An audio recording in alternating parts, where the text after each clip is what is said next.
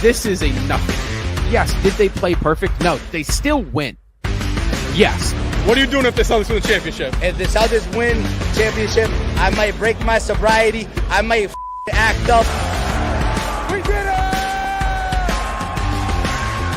You got him. All the way. Celtics versus Heat. Celtics in what? 4. Celtics versus Knicks. Celtics in 4. You got Celtics in 4? Hell yeah. Use a vocab word from a couple years ago. It's mind-boggling. That's it, CRG. Let's go. What do you think tonight? You think I'm worried about the Warriors? I ain't worried about the Let's Warriors. Go, baby. 18, baby. Load up the boat. Why would you say that? Because I'm not. No, recently he's putting up games like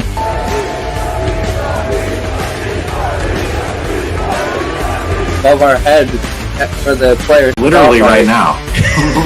But I think when Marcus, especially Marcus, when he got traded, I think that was a wake-up call. You think right now Rob, it's still New York?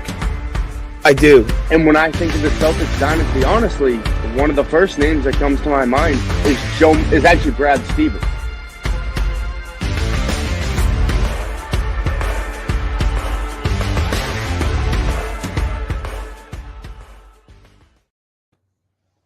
What is up, everybody, and welcome to the Celtics Talk Weekly Postgame Live. I'm your host, Seamus Zarlingo, here tonight alongside of me, Griffin Aldrich, and folks, the Boston Celtics, they dropped Game 1 of the Eastern Conference Semifinals to the New York Knicks at home on the TD Garden floor, 105-108 in overtime. The Celtics harboring as much as a 20-point lead in tonight's game in that third quarter. However, the New York Knicks come back in the second half, force overtime, and eventually take the game in overtime after the Celtics just absolutely collapsed down the stretch. A terrible way to start the series for the Boston Celtics. However, many more opportunities lie in front of the Celtics to make it right in this series. But Griffin, you know how we do it on this program. Initial thoughts on this horrendous, no good, awful Celtics loss. That's a train. I thought it was in the background of. I thought it was in my background. There's always a train going by. Always a train. No, But that's kind of how it goes on these nights. It's a quiet night and a train off in the distance. It's kind of how this night feels right now. well, it was a train wreck for the Boston Celtics tonight. I mean, I give you props for being so positive because I'm just so negative, and I think that will bring up the spirits because I'm in such a bad mood after that loss because, like you said, 20-point lead, and the main concern that I think of is the fact that I've said it all regular season is the bad habits we builded. Like, I mean, there were several occasions. I thought about that halfway through this game, Griffin, when you were talking about, because we were talking about, me, you, and Franco on here were talking about it a couple weeks ago. Mhm. I was 100% thinking about that conversation. But go ahead. Yeah, I said a couple weeks ago, I was like, we can't build these bad habits because it's going to come bite us in the ass in playoffs. And I know, get ready to wear the Yankees hat. I see that. Yep. I already have it planned out too. I have it planned out. The Yankees hat is coming. Yep. I am. The Yankees hat is coming. So best be ready for. I'm working it out with Quincy because, as we found out, he's a Yankees fan. So we're gonna get it done. We're gonna get it done. But I'm just disappointed because I feel like this all started up in the regular season. It was the fact that we were building bad habits and, creating those big leads. We saw it against that Cleveland game, where the Boston Celtics had a commanding lead and just completely took their foot off the gas pedal and blew the lead. They bombed it. But the Boston Celtics did the same again tonight. I mean, it was a close game up until, that second half where we were up by 20 still. And then that third quarter, we only had 16. Fourth quarter, we only had 16 points. One more point and we would have won that game. It's just the fact that this Boston Celtics team, it gets satisfied with those big leads, and then we stop caring. And I don't think it's even a fact of stop caring. We just show a lack of effort, and it's just the fact where when you're up by 20, you need to hold that lead. The Boston Celtics would have won this game if they held that lead, or even if they kept it to 10 points. Meanwhile, even 2, like, we would have won this game. It's just the fact that the Boston Celtics get comfortable. They get satisfied. I mean, going into this series, they looked at the series record, and I did too. And I'm like, okay, the Boston Celtics are going to blow out the Knicks. It's undeniable. But the fact is, getting a big lead like that, you need to keep it going. You can't get satisfied. That's the problem about the Boston Celtics. They got up to that 20-point lead, and they just fell off from there. They completely destroyed what they had going for them. So I'm disappointed. I know we could come back in this series, but it's just negative thoughts for me. But what are your thoughts, Seamus?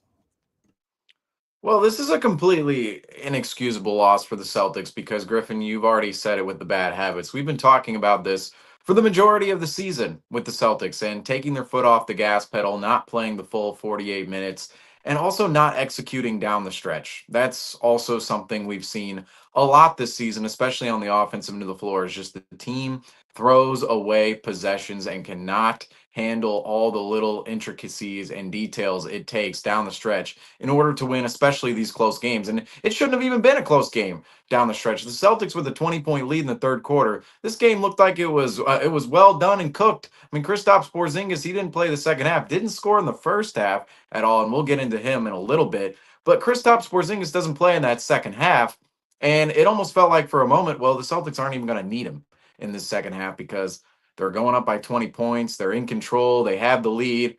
They're playing well.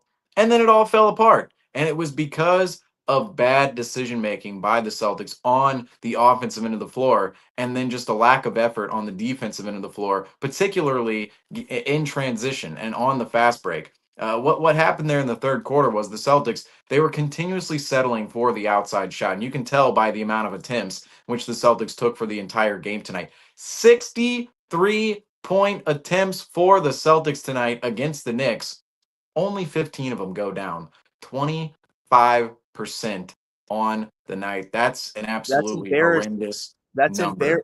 Can I sorry for interrupting. Go ahead, Griffin. But that's just embarrassing. I mean, I know the Boston Celtics live and die by the 3-ball, but, like, you need to change your approach. If threes aren't falling, then stop shooting them. That's what frustrated me coming into that fourth quarter.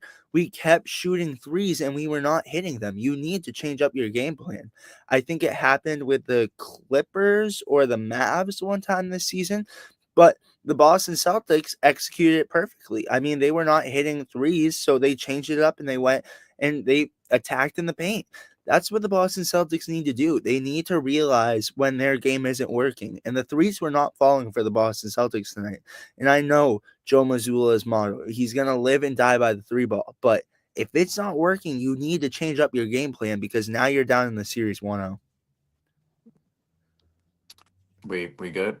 We good here? Yeah. Wait, did I cut off? Yeah, just for a second there. Not sure if you cut off on the live stream, but you're good to go now. Should be yeah, good. What did you last hear? We heard pretty much everything. It was just a split second, and then you stopped talking. So you're right on point. Yeah, but it's embarrassing because this could have been avoided, and it all starts up with changing your game plan. I mean, if threes aren't hitting, attack them a different way. Slow the game down, like slow it down. And I think another problem is the Celtics kind of look rushed out there. Like, you can't feel rushed. You need to control the pace of the game and not stress out and then go back to the 3. If the 3 isn't working, you change up your game. That's what you got to do. And now it's going to bite us because now we're down in the series 1-0. And it's just annoying because we could have easily won that game. I know I'm a negative Nancy right now, but I'm just hurt because that game was totally winnable. Everyone knows that. The Boston Celtics should be up in the series 1-0 right now. 7 of 19 from 3 in the third quarter, and then 2 of 15 from 3 in the fourth. You need to change your game 4 plan. of 21 in the fourth. You look at the Knicks, it's not like the Knicks. I mean, they were 6 of 10 from 3 in the fourth, 8 of 20. But I was going to bring up this stat is just for the entire game. if you look at the 3-point shooting in this game, and just to partially summarize this, the Knicks, they shoot 17 of 37, 45.9% from three. Okay. So the Knicks hit 17 threes in this game. The Celtics only hit 15 and take 60. So the Celtics, they take 23 more threes than the Knicks. 23 more threes. All right. 23 more attempts from three the Celtics take from the Knicks. Burn that number in your brain because the Knicks make 2 more threes than the Celtics tonight. That paints a picture of how horrendous the Celtics shooting was in this game and just how egregious the shot selection was down the stretch. And if you look at the ratio between twos and threes in this game, 60 for the Celtics, obviously 3-point attempts, 97 total attempts. 97. So 37 attempts from two, 60 from three. 37 attempts from two, 60 from three, and you hit at a 25% clip from three. I understand the math with 3-point shots and shooting the basketball. You have to keep shooting in order for the variance to flow in your direction. All right. You have to keep attempting shots. That's what teams have to do. I understand the Celtics. That was their philosophy in this game, especially Jason Tatum, who shot 4 of 15 from three tonight after starting 4 of 9 from three. But at a certain point in this game, it was about just getting a bucket because New York was coming back. The Celtics had offensive opportunities to shut down New York's runs.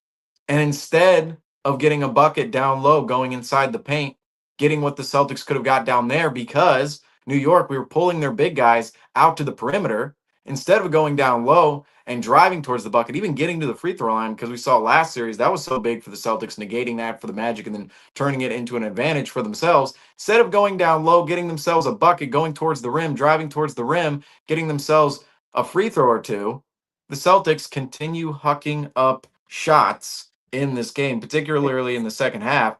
And they were bad looks. They were bad attempts. Some of them were open. Sure, some of them were open. I'll give the team that.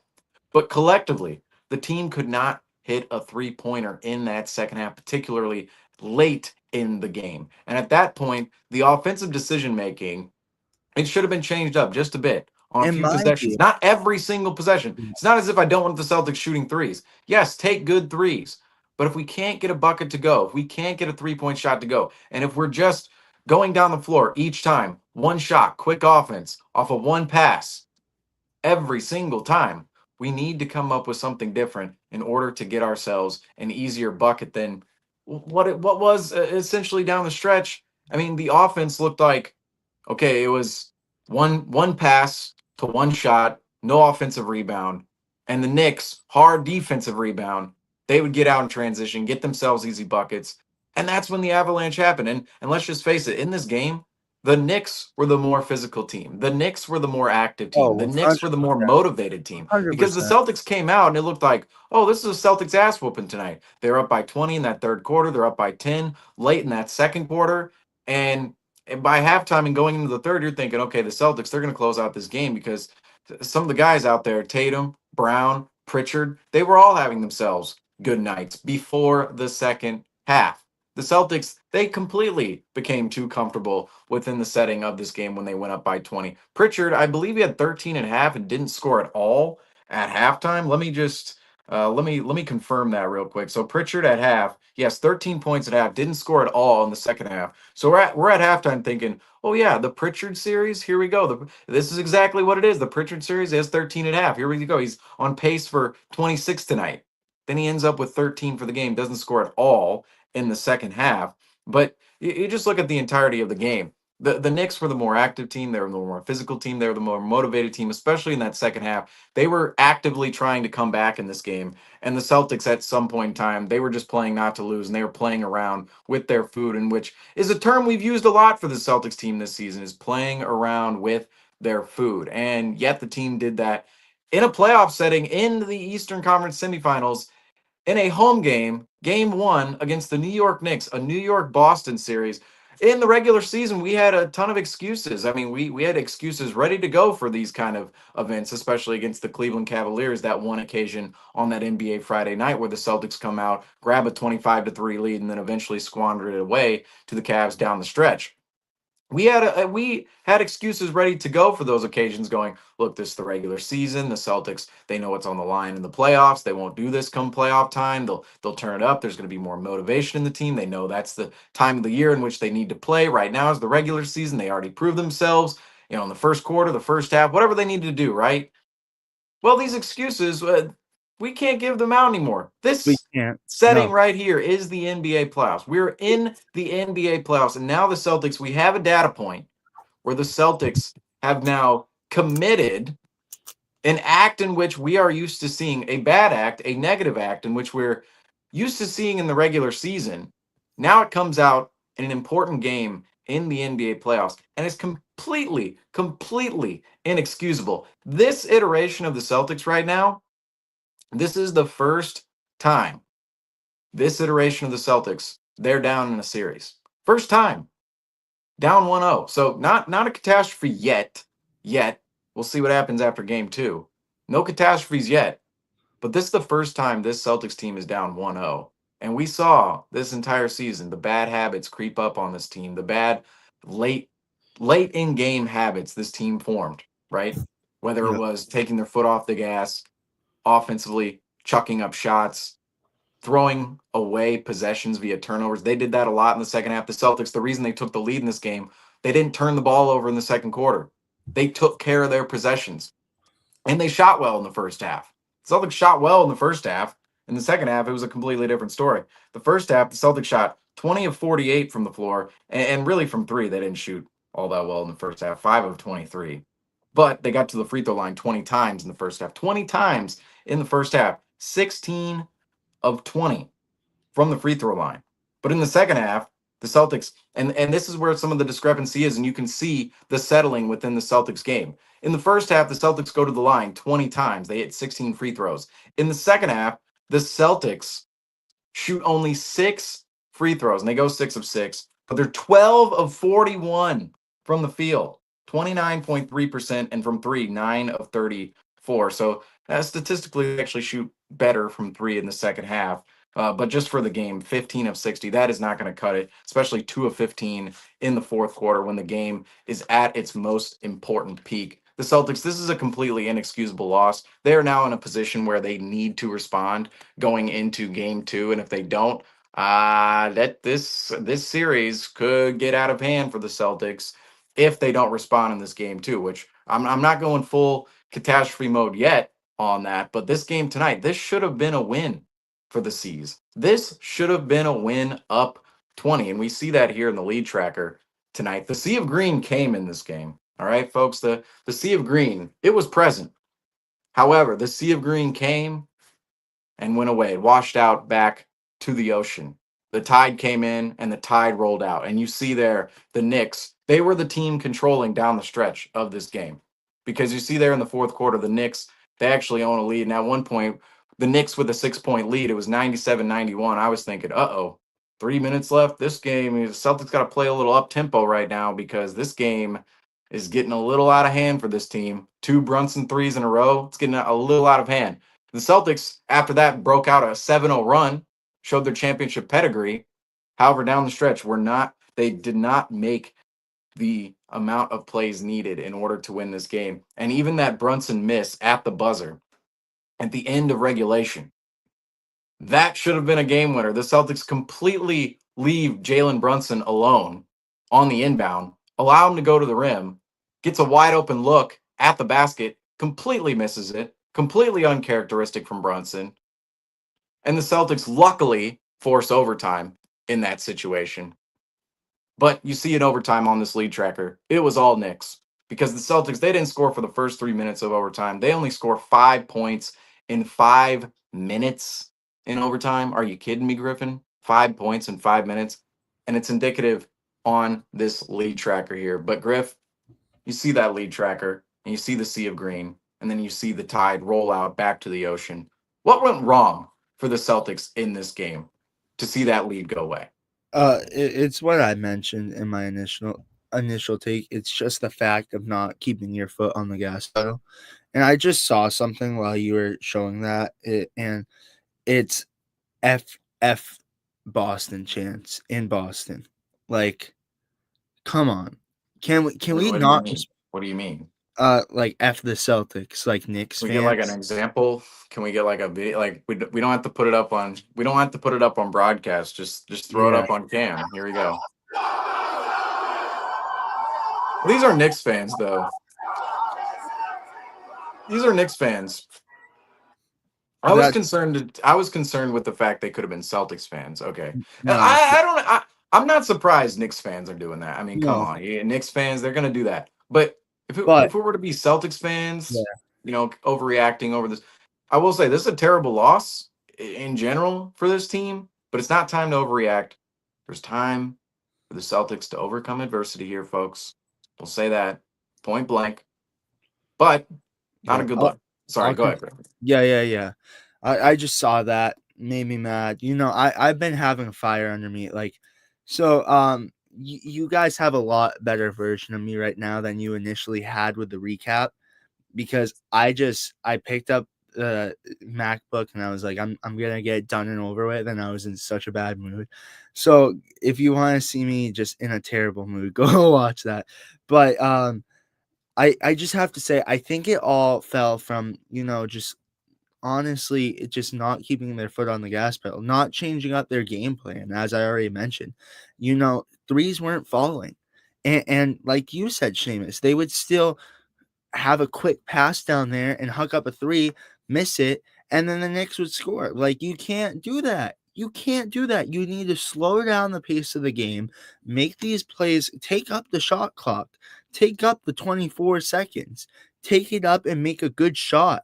I'm fine with them taking a three if you're taking up time on that clock and settling down. The reason why the Knicks, the Knicks came back is because the Boston Celtics were playing sloppy basketball.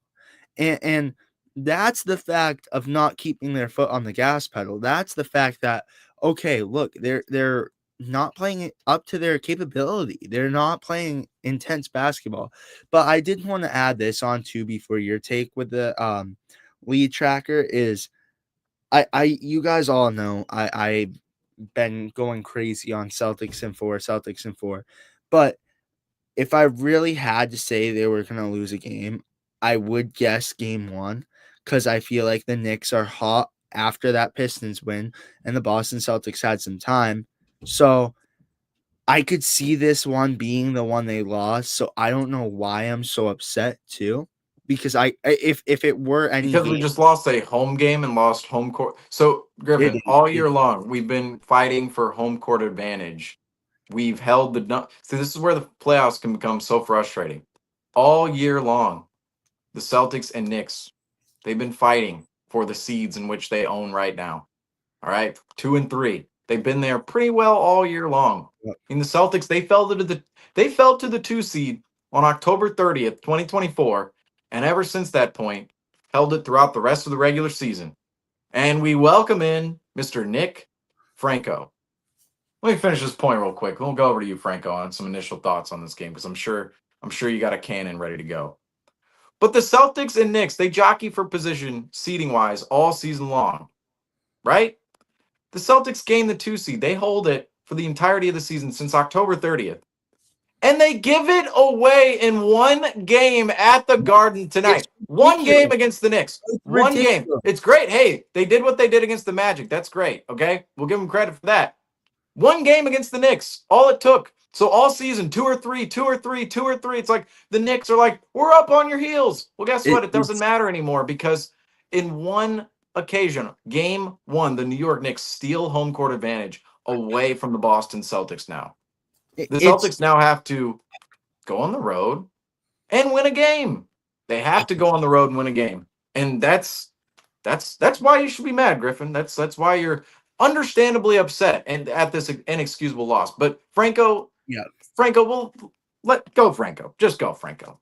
Let Let it me loose. just Let it make sure loose. my microphone's all set. Am I sounding good? Am I looking good? Because the Celtics weren't. Yes. Well, Way better than the Celtics. yeah, that second half collapse by the Celtics is something that was completely unexpected from this series. I thought the Celtics. I didn't have a chance to share my preview thoughts our on our program, but I thought this series was going to be a lot more simple for the Celtics to be able to navigate the New York Knicks defense, and that obviously wasn't the part of tonight's game. You saw the Celtics kind of collapse during that second half, and it was forcibly finding shots that New York was kind of baiting them into taking, and they were able to run away with tonight's game at the end, bringing us into overtime, which in a game that should have been maintained from halftime, which I was expecting from the Celtics, which we've seen from them all season long, is being able to have that quality control during that third and fourth period, allowing your rotation players to fill in, being able to have them fill in for your depth players during this series and or your starting pieces and be able to carry out a victory tonight. But New York was just able to bounce back during that second half and take advantage of the defense's lackadaisical points in their defense and just move forward with it tonight's game. Yeah, unfortunately, for this game tonight, the Celtics played way too loose in that second half. Way too loose. Because when you are facing an active, physical, motivated team like the New York Knicks and Mikal Bridges, we looked at looking at his stat line tonight. It doesn't look like he did too much on the floor offensively, but defensively, Mikal Bridges got after it in this game. OG Anunoby, he had a big offensive night, hit some big shots, especially down the stretch. Found himself wide open when the entire defense was collapsing on Jalen Brunson. The entire Celtics defense was collapsing on Jalen Brunson. Found himself some nice looks, but he was phenomenal defensively tonight. Both of those guys were super active. Josh Hart, I mean, just a menace. I mean, we talked about last night on the Rivals Showdown. We were just randomly just spewing out just nonsense at the end. We were going, Josh Hart, Drew Holiday. Who would you rather have on your team? And for as great as Drew Holiday is, you see why Josh Hart is so valuable to the New York Knicks. I mean, he is just a menace. He is a pest. He gets up in everyone's grill at the point of attack on the defensive end every single possession. And then every single rebound that goes up, the one player you can always find sprinting towards the basket to get a rebound and flying in traffic to grab that rebound, it's Josh Hart. Obviously, the Celtics had one of those guys tonight as well in Derek White and Drew Holiday, but Josh Hart was just phenomenal in that regard tonight. Go ahead, Yeah, Griffin. I wanted to say I have to give my flowers to Drew Holiday tonight. I feel like him and Derek White, you already kind of mentioned it, but when effort seemed so minimal, they were players that looked like they wanted it. Like everyone else on the Celtics team was just at one point playing like, all right, do we even want to win this game? Jaylen Brown had some big buckets. I'll give it to him. But I think the effort from Drew Holiday and Derek White was just incredible. And it showed you those three players were the only three players that actually wanted it tonight. I mean, especially in the second half, you need to give it your best effort. And Tatum hucking up those crazy shots was not the effort you need. And then you saw Drew Holiday, which, and this is what I love to see. This is the positive for me. I loved when the Knicks were shooting shots. Drew Holiday had so many late rebounds like that, and he was aggressive. And we have to admit too, he's injured. Like he's injured, and he's still throwing his body out there. So I'm giving my respect to Drew Holiday for tonight's game. I really gotta give him some respect. That Certainly was some respect for the Celtics in some regard in this game. You know, you mentioned Drew and Derek White, and we'll get to some of them later. But the Knicks specifically, I think some of their guys deserve a little bit more credit tonight because we talked a lot about Brunson and Towns coming into this game. We talked about the Knicks others because let's face it, the Knicks basically go five deep. basically, I mean, like you have 5 guys the Knicks really trust, and then the 3 guys off their bench. We saw a fourth tonight. The Precious Achua actually came into the game there for a second when either Towns or Mitchell Robinson, one of those 2 guys, were in foul trouble. We did see the hack of Mitch in this game. Hack a Mitch in this game. Mitchell Robinson, he was just getting hacked into the free throw line, couldn't hit a free throw. But off the bench, Mitchell Robinson, Miles McBride, campaign, and a little bit of Achua. That's what the Knicks brought off the bench tonight. Otherwise, they are sticking with their starting 5, especially in the crunch times of games. But some of the Knicks others, I mean, Brunson and Towns, we focused on them coming into the series and how the Celtics can pick them apart defensively, which the Celtics tried to do tonight, found success with in the first half. However, in the second half, I didn't like the way they attacked that mismatch, and we'll get into that in a second. But ultimately, it was some of the others for the New York Knicks who really got after it. It was OG Anunoby. He had himself a big night on the offensive end of the floor, as I already mentioned, and he hit some just phenomenal. I mean, wide open shots down the stretch, I'll say, in this game. But he did hit some big clutch threes, especially when I mentioned what's his name, Jalen Brunson was attacking on the offensive end of the floor. The Celtics are collapsing on Jalen Brunson, but OG Anunoby, just to read his line tonight, 29 points for OG Anunoby, 10 of 20 from the floor, 6 of 11 from 3. So OG Anunoby, we talked about on the playoff preview yesterday with Jorge and T. We were talking about, well, OG Anunoby, he has to be the X factor in this series for the New York Knicks because he didn't play in a lot of he didn't play in 3 out of the 4 matchups this season against the Celtics for the Knicks, and you see his impact. I said that on that preview, if he's upwards of 25, almost 30 points a game, obviously tonight at 29 points for OG Anunoby, that's when you could see the Knicks, they have a chance in this series. If OG Anunoby is putting up that kind of offensive production along with what he's going to bring every night defensively for New York, OG Anunoby, 29 big points tonight for the New York Knicks, 10 of 20 from the floor, 6 of 11 from 3. He was huge offensively. And then some of the other guys, I mean, Josh Hart, not surprising tonight, 5 offensive rebounds for Josh Hart, 6 defensive rebounds, 11 overall. He scored 14 points. Mikal Bridges did not have himself a good offensive night, but he did come away with 6 rebounds and 7 assists. So just those 3 guys alone, I felt like were killing the Celtics throughout this game. And we did see that played a factor. The others for the New York Knicks played a significant factor. And just OG Anunoby, speaking back on him, 7 of 11 in the second half, 20 of his 29 points came in the second half of this game. And just highlighting those 3, Hart, Anunoby, Bridges, how active, how physical, how tenacious they were going towards the rim tonight, trying to grab rebounds in particular. And the Celtics, they won the rebounding battle tonight. And it's very surprising to see that because the Celtics, I felt like for a majority of this game, it just felt like every time they came down with a rebound, it was a tough job. It felt like the Celtics never grabbed themselves an easy rebound in this game, and it was because the Knicks and everybody who I just mentioned, they were consistently giving the effort. But that's what made part of the Celtics' downfall in that second half is Hart, Anunoby, and Mikal Bridges, their activity, especially on the boards and on the defensive end of the floor, getting deflections, getting out in transition, getting the Knicks to run a little bit and play up tempo to the point where, I mean, they just created an avalanche with the transition points there at the end of the third quarter going into the fourth.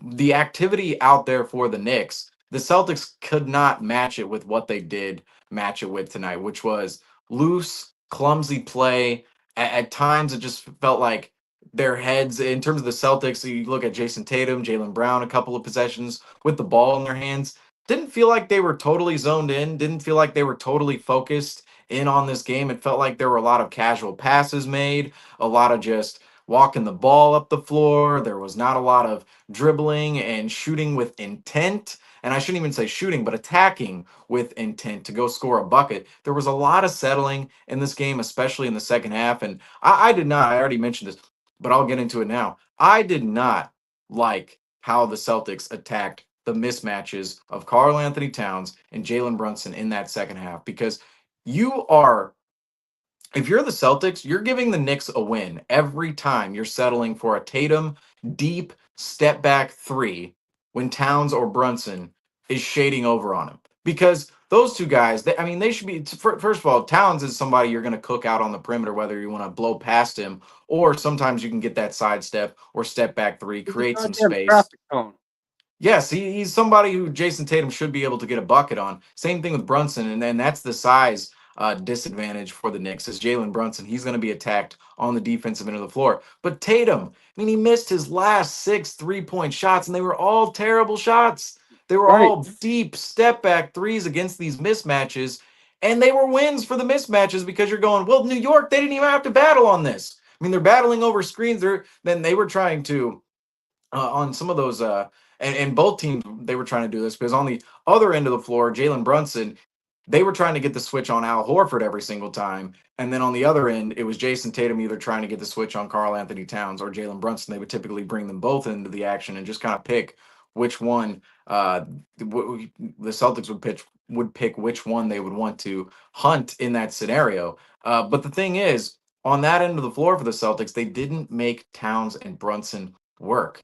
And the reason the reason behind that is the Celtics, they settled for long, deep threes. And some of the threes, let me explain this too. Some of the threes in the second half, there were some good attempts. Okay. The Celtics moved the ball well in this game at times and found themselves some good attempts, and they just didn't go down. Sometimes that happens. That did happen a lot in the second half as well to contribute to that horrendous shooting line in the second half. However, there were a lot of occasions where the Celtics simply threw away possessions by either turning the ball over, taking a bad shot, and then subsequently letting the Knicks run out in transition to get easy buckets. And they just the whole night, the Celtics, I should say, the second half, the Celtics, they really let go of the rope when it came to their intent, their physicality, their activity in the game. They kicked their feet up. They sat on their recliner, kicked their feet up like we've talked about this season. The Celtics did once they had that 20-point lead, and the Knicks just kept coming at the Celtics, kept attacking, and kept the fight until eventually they broke through. And then it felt like down the stretch they actually had control of this game, and it was very reminiscent, I would say, of that Cavs versus Celtics game in late February where it felt like, oh, the Celtics, they're out here, they're dominating this game, they're hitting shots, and then all of a sudden the Celtics can't hit a shot, they're settling for shots, the Cavs are attacking, and then all of a sudden the Cavs are leading down the stretch and the Celtics are the team trying to come back. That's what this game felt like. It was a miracle this game was even in overtime at the end of it because Jalen Brunson, I mentioned earlier, just missed a bunny at the buzzer at the end of regulation. But of course, the Knicks, even at that point going in overtime for the Celtics, I'm sitting there thinking, I'm glad that it's going overtime. We're not losing right now because that could have definitely been a loss. But I didn't feel confident in the Celtics' ability to go out there and execute in overtime. And guess what? It didn't happen. The Celtics did not execute in overtime. And just simply looking at that overtime period, we were kind of talking here on what went wrong in that third quarter and second half. But from your guys' perspective, what went wrong in overtime for the Celtics and what went wrong down the stretch in its entirety? I I'll start off. I'm gonna say just not dominating from the get go. I feel like you gotta strike first, and that's what the Boston Celtics didn't do. They let the Knicks get that 3-point shot off, and from there it was just over. And they didn't even have a fight in OT. I'm gonna just give me a second, really quick. I'm gonna go look at the scoring for it, but like it was just not even a fight. Like, in that third quarter, OT, the Boston Celtics only had 5 points, and the Knicks obviously only 8. But still, in 5 minutes of basketball, you only had 5 points. Like, how does that work? Like, 5 minutes, like you can't give more of an effort. You can't score more. We already face the better defensive team in the Magic, and tonight it wasn't even good defense. It was shot hucking. And this is the thing that upsets me again too, coming from this was supposed to be easier for us. This is supposed to be an easier series. This is supposed to be a series that, hey, we're gonna do better shooting the ball. That doesn't mean that go out there and pretend like you're Curry or Dame and be like Tatum and huck up stuff from half court. No, that means you go in there and you make smart shots. You do what you were doing against the Magic, but shots would go down. If they played like they did the Magic, I think the Boston Celtics would have won. But because they were when they were up by 20, they were feeling comfortable. But like you said, Seamus, they got on a recliner, they put their feet up, they had a nice cup of beer, and they were out for the night. They were like, you know what?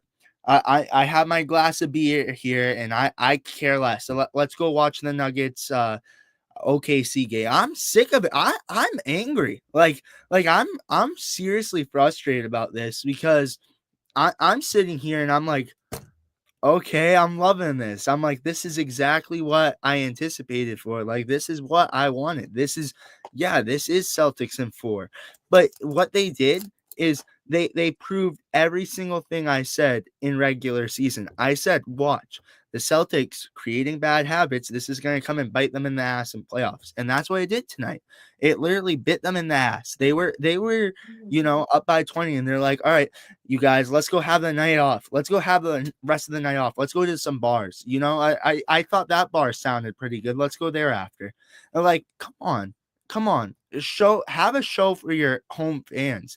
Like you already mentioned, Seamus. I'm sorry I'm going on a little tangent, but like have a little respect for your fans at the end of the day too. Like you're paying top dollar to go see them. And like I think this is, and then I'll stop. Because I know I'm going off. I'm just disappointed. It was a game that we should have never lost.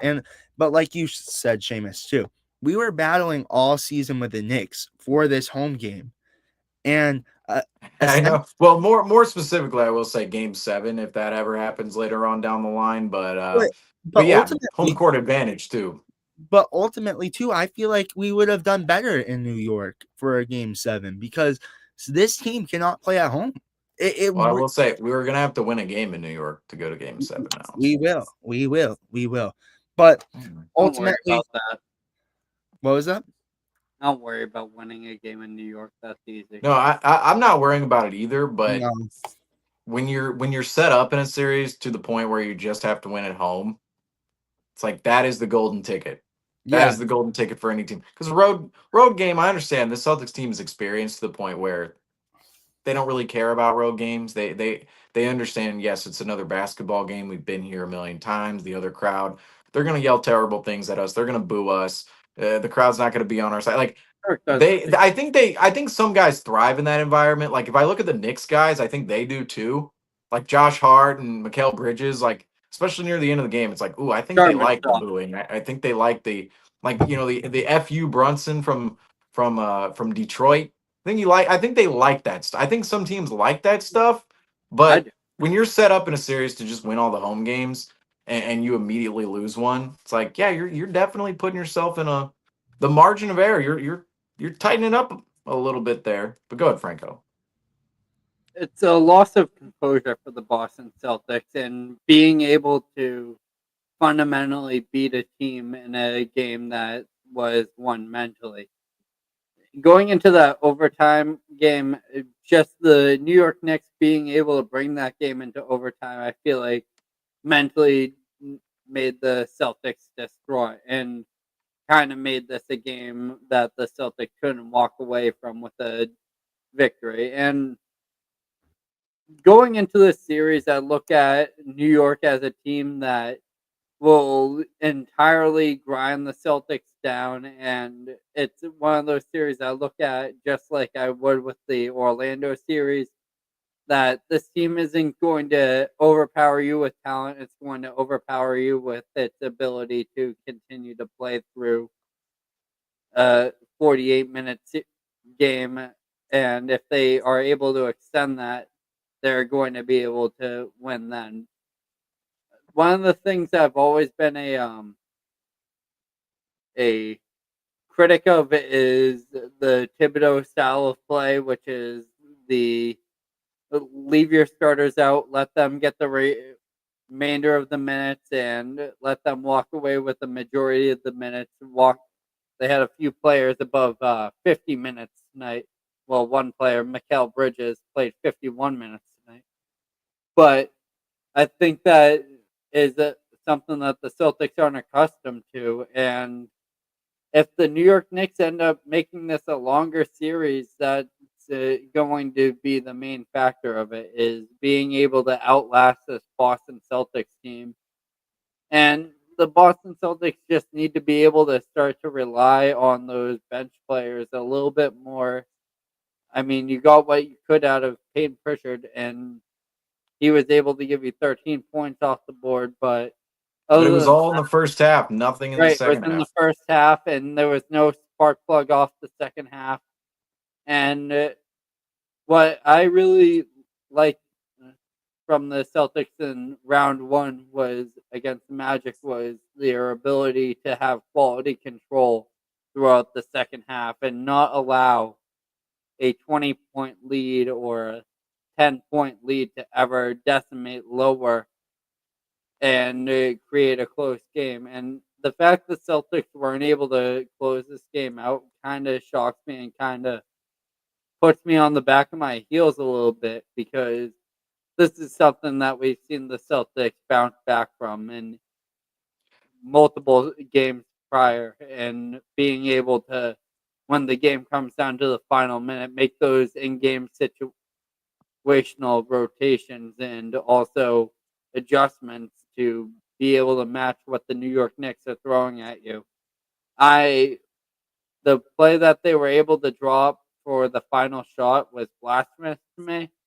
And They didn't have much time on that shot, but at the same, you have to have something in your back pocket at all times if you're Joe. I don't feel like I want to go back and watch that film. I don't feel like that could have been the first read. I mean, I don't. Obviously, the play goes awry, and yes, it deserves scrutiny. But I don't. But see, that's where you could get into the scrutiny whether or not it deserves it. It's like I They believe shouldn't have that been in that that couldn't position have in been the the first first place. action. If that was the first action, then yes, that deserves scrutiny. But I mean, there's two sides of. I feel like the Knicks shut down the first action wherever it was on that last play, and there just wasn't that much time.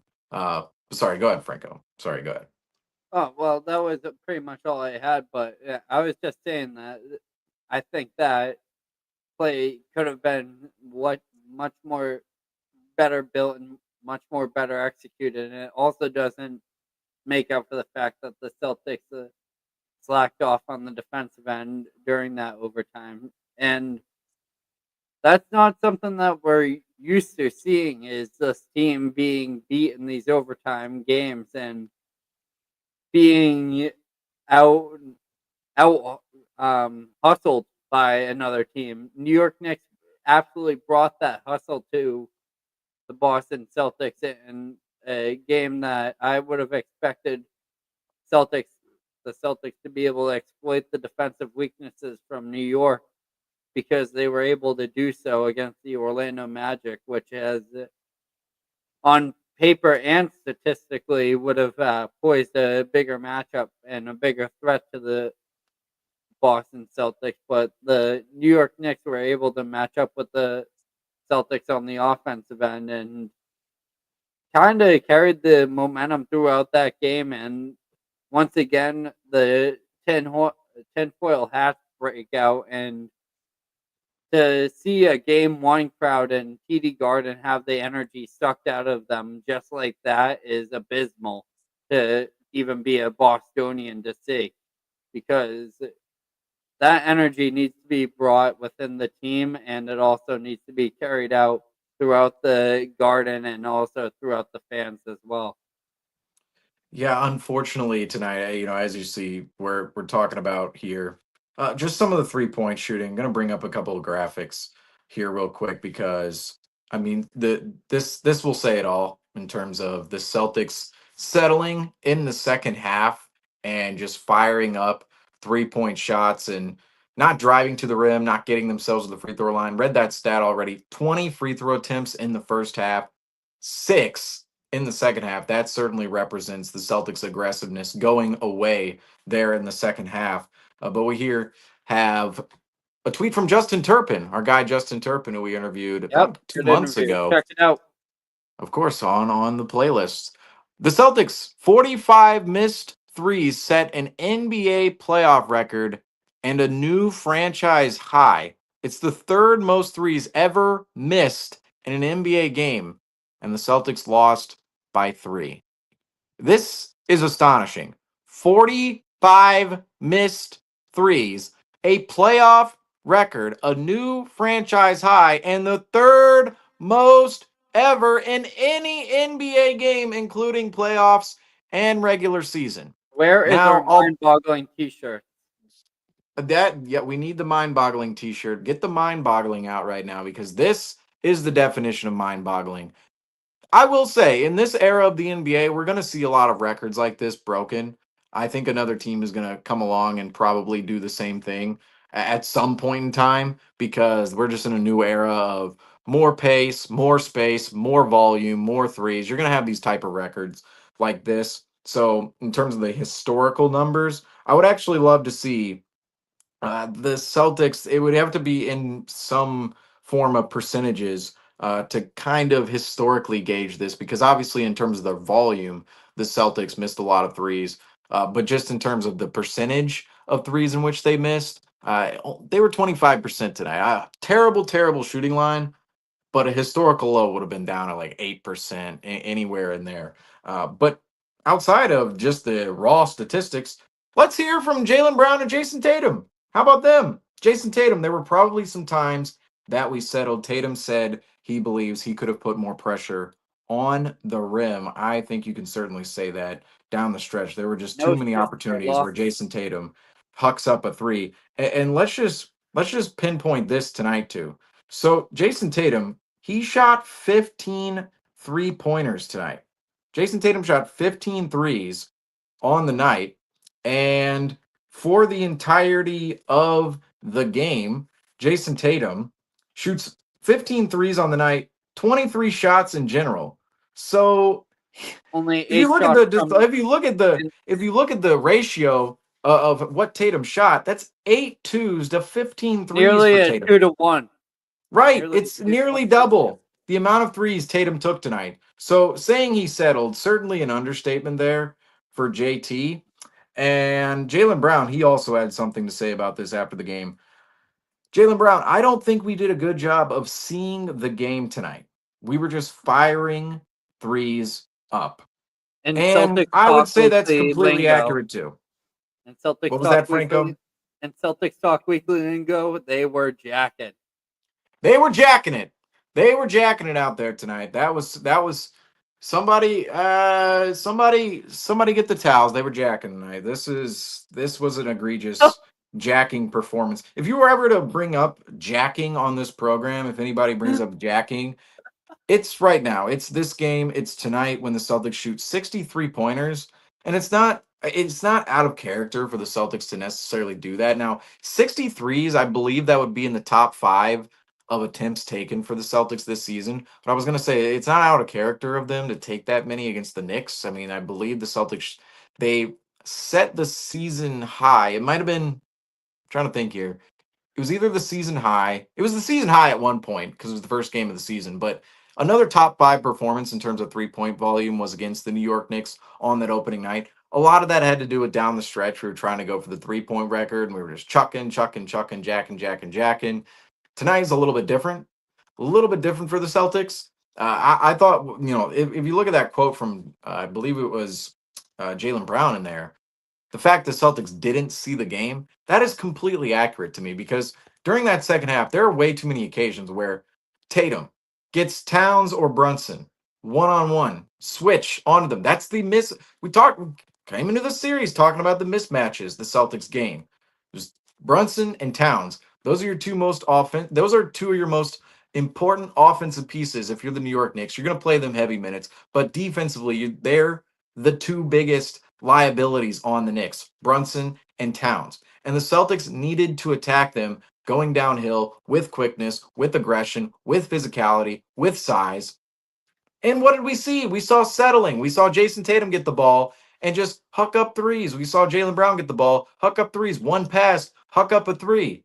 And that wasn't making the New York defense work. You have to go take Jalen Brunson down towards the rim and bully him with size. You have to bring Cat out onto the perimeter and get yourself a good look with space if you're Jason Tatum. Not a 30-foot shot off the high pick and roll that we understand there's space there, but the distance that shot is coming at and the forcefulness, the intent you're actually putting, the pressure you're putting on the defense. The Celtics, they were not keeping the Knicks on their toes from a defensive standpoint tonight. Not at all. Not at all. And that was the main issue of this game. I Guard for the Celtics. I wouldn't even say the Celtics defended that poorly in this game. What happened was on the defensive end of the They floor, fell into their hands. Al Horford was the weak link defensively, supposedly the weak link, right? Because the Knicks wanted the switch onto Al Horford every single time with Brunson, and they got that down the stretch. But Al Horford, I thought he held his own. I thought he held his own at different points in this game. I really did. I thought Al Horford held his own on Jalen Brunson for the part in which he did. Brunson only shot 9 of 23 tonight, 5 of 9 from 3, of course. Came up with 29 points. He was 6 of 7 from the line, but 9 of 23, 39%. You're holding Brunson at bay from the field. And I thought Horford did a good job at that tonight. But there were just too many moments where they collapsed on Brunson. They helped off their guys, and they were doubling, like they were talking about on the broadcast. The Celtics were trying to do that soft double down the stretch when you had Horford switched on to Jalen Brunson, and then you had Derek White either shade over, Drew Holiday shade over, one of those two guys. Otherwise, Drew Holiday would have been the primary matchup on Brunson, and the Celtics would help off that. But the Knicks, they did a good job of making the extra pass, finding the hockey assist, and finding the open man. And a lot of the times, obviously, we see tonight, OG Anunoby was that guy, 6 of 11 from 3, as I mentioned earlier, with 29 points himself tonight. But the Knicks did a good job of breaking down the Celtics defense because of the Celtics defensive game plan tonight. But I didn't think the Celtics, they were terrible on that end of the floor, because we did see good stretches and we did see the pressure put on Brunson. But it was just the offense. It's the offensive end of the floor for the Celtics, because you're looking at this 108 in overtime. 108 in overtime. So you hold the Knicks to 100 in regulation, and then in overtime you hold them to 8 points in 5 minutes. That's pretty good. That's pretty good. But if you're the Celtics and you look at their numbers, and obviously in overtime, 5 points themselves, that's not going to get the job done. 5 points in 5 minutes, that's even worse. And then just the quarter scoring line, 23 points in that third quarter, you allow 30. But in the fourth quarter, you only allow 25 if you're the Celtics, but you only score 16. And it's tied 100-100 after that. And that's the downfall. That's where the Celtics need to, like, this is one where they should thrive in, because you look at it, the Orlando Magic, okay, you could see the Celtics not scoring much past 105 with the Magic. But this is a series where they need to thrive in. And it wasn't the fact, all right, the Knicks played all right defense tonight, but there were a lot of shots that could have happened. But I think that I'm probably going to be out soon. So I got to say this. Even though I've been so negative, Celtics are winning this series. Like, I got to be positive.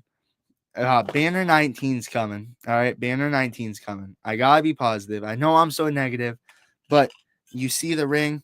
You see the ring. We pulled it up so many times, Seamus. We pulled the ring out. Another one's coming. Why not put that in your pocket? Put it in my Put pocket. that in your Dude, pocket. okay, so I had the trophy sitting here all season right next to me. Okay, and he was even in the background during the first portion of the season. A little superstition came into play, knowing, okay, well, I took the trophy away literally around the time in which we started winning again. It's like I took the trophy away, then all of a sudden it's like, oh, KP's playing well, and the Celtics, they're 7-1 before the All-Star break. And I'm like, all right, I moved the trophy out of the background for the playoffs. I'm moving it to the basement. All right, it is gone. That trophy is in the basement. It's gone. The ring is away. The ring is away. The ring is away. The ring should be. It should be. We're defending champs. All right, but at this point in time, everything that happened last year, it's like nobody cares. Nobody cares. Every other fan base doesn't care. That's like saying one to for the history Denver books. Nuggets that their championship mattered when the Celtics were trending up in the upward direction last year. They're down 9 to the Thunder right now with 6:48 to go in the fourth. No, but it's about 19. It's about 19. I do think, even though I've been so negative, I think the Boston Celtics are going to make it out of this series. I feel like this is a setback for sure, but we're going to come in and we're going to listen. I'm not worried. I'm not, because I got to think about this. I feel like if they were to lose a game, it would have been this game. And I feel like now the Celtics, they have some fire under them because they always like having a little fire under them, getting a little, it's like what was it that you guys watch Last Dance when MJ would make up a lie just so he would get pissed off. I feel like that's what the Celtics are doing. They had to lose a game in order to get fired up. I don't know. I hate how they have to do that, but I think that might be the case. And we got game 2 is a I'm not going to say must win. It is a must win. Are you shitting me? I'm It's not a must. going down It's definitely a fucking must 2-0. win. I Are you agree. kidding me? To the New York Knicks, I will be beyond myself if the Boston Celtics let up a 2-0 lead to the New York Knicks, and I don't doubt that they would be able to overcome that type of feat. But we can't. But the thing is, we can't. that would mean they would have to drop another game at home, and that would just be a pure spit in the face of this organization when the home crowd has been such a major advantage to this team. Going forward. Going into this series, if New York is able to head back to home with the 2 games under their belt and the Celtics are down 2-0, that makes the Celtics really have their back within the corner, and that's not something I even expected to see out of this team. I didn't expect this team to be against the ropes in any situation in the first place during this playoff series. It should have been a one. Today should have been a win. That's the bottom line. Today the Boston Celtics should have won. Like that's how it should be. But there's no ifs and buts about it. It's the fact that now we need to win game 2. We need to tie this series up 1-1. There's no ifs and buts about it. There's no slacking off. It's time to impress your fans at home and give them what they're paying that top dollar for, because it's not cheap. It's not cheap. If it was cheap, I would be in Boston tonight. I would have been. You see Spike Lee, he's sitting in the 3rd row tonight. He's not even courtside. Yeah, exactly. That's literally 3rd row Spike in Boston. Good. Yeah, but Celtics need to win. Put them in the nosebleeds. But I thank you guys. I'm sorry, I got finals, so I'm a little tired. I know we'll be on to our finals soon enough, and then we'll get you full time then. Griff is tired like the season the second half. He's gotta go. Facts. Yeah, it's how it was today. They went to go have their beers at what's a Boston bar, Sullivan Tavern or whatever. Strega doesn't serve free meatballs in Boston unless there's a win. And that's exactly where all the Boston Celtics players go. And I'm not sure if Demetrio gave him that message, the owner of the place, that Strega is only for when you get a win. You get the free meatballs. Well, no free meatballs tonight. But nope. Wednesday, give us all the free meatballs. Because we're winning. We're winning. Give us the meatballs. Seamus, next one, I want you to pull up a meatballs graphic. Because we're bringing in those meatballs. Did Franco just pull out a belt? Is that what? Oh, is that Did what you pull out a belt? No, that was just my charger. Oh, okay. Is that what we're doing? We're pulling out. I was like, okay, no, Griffin has a belt now. I do. I'm not breaking out the belt until we plastic or string. Some of my pants are held up. I hope I can break out the belt at some point during this series. Just all I gotta say is, you know, Franco, I gotta say it. Give us them meatballs. Whoa, pause. You know what I mean? Like I'm saying the Boston Celtics, they gotta get that win, and they got. Well, you didn't say meat and balls. You said meatballs. I mean, the meatballs. Give us the meatballs. It's a little better. It's a little better. Celtics, go Celtics, go Celtics, go Celtics. All right, thank you guys. Though, go Celtics. I'm not thinking. I get. When you pop out of here, let me throw this graphic out before you pop out. See you, Griffin. See you, Griff. See ya. Goodbye, Griffin. Griffin. Good luck. Good luck. Good luck on the finals this week, Griff. Good luck, because the Celtics. I mean, we're trying to get to the finals as well. We're trying to get to the finals as well. I mean, that's what we're trying to do right now. And obviously, everybody sees the lead tracker here on screen right now as we transition Griffin on out of here. Now it's just me and Franco. Here we go. Nice smooth transition. Smooth transition for game one. Unlike the Celtics. But Griffin talked about before he just, left the broadcast here. He was talking about, yes, the Celtics. He has confidence in the Celtics winning game two.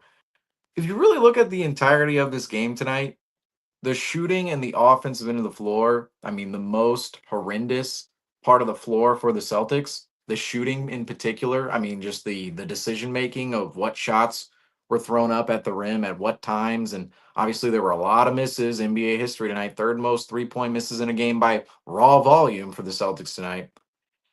If you look everywhere else in this game, I thought the Celtics did a pretty good job of neutralizing the New York Knicks and taking away what they wanted to do and what they were comfortable in doing.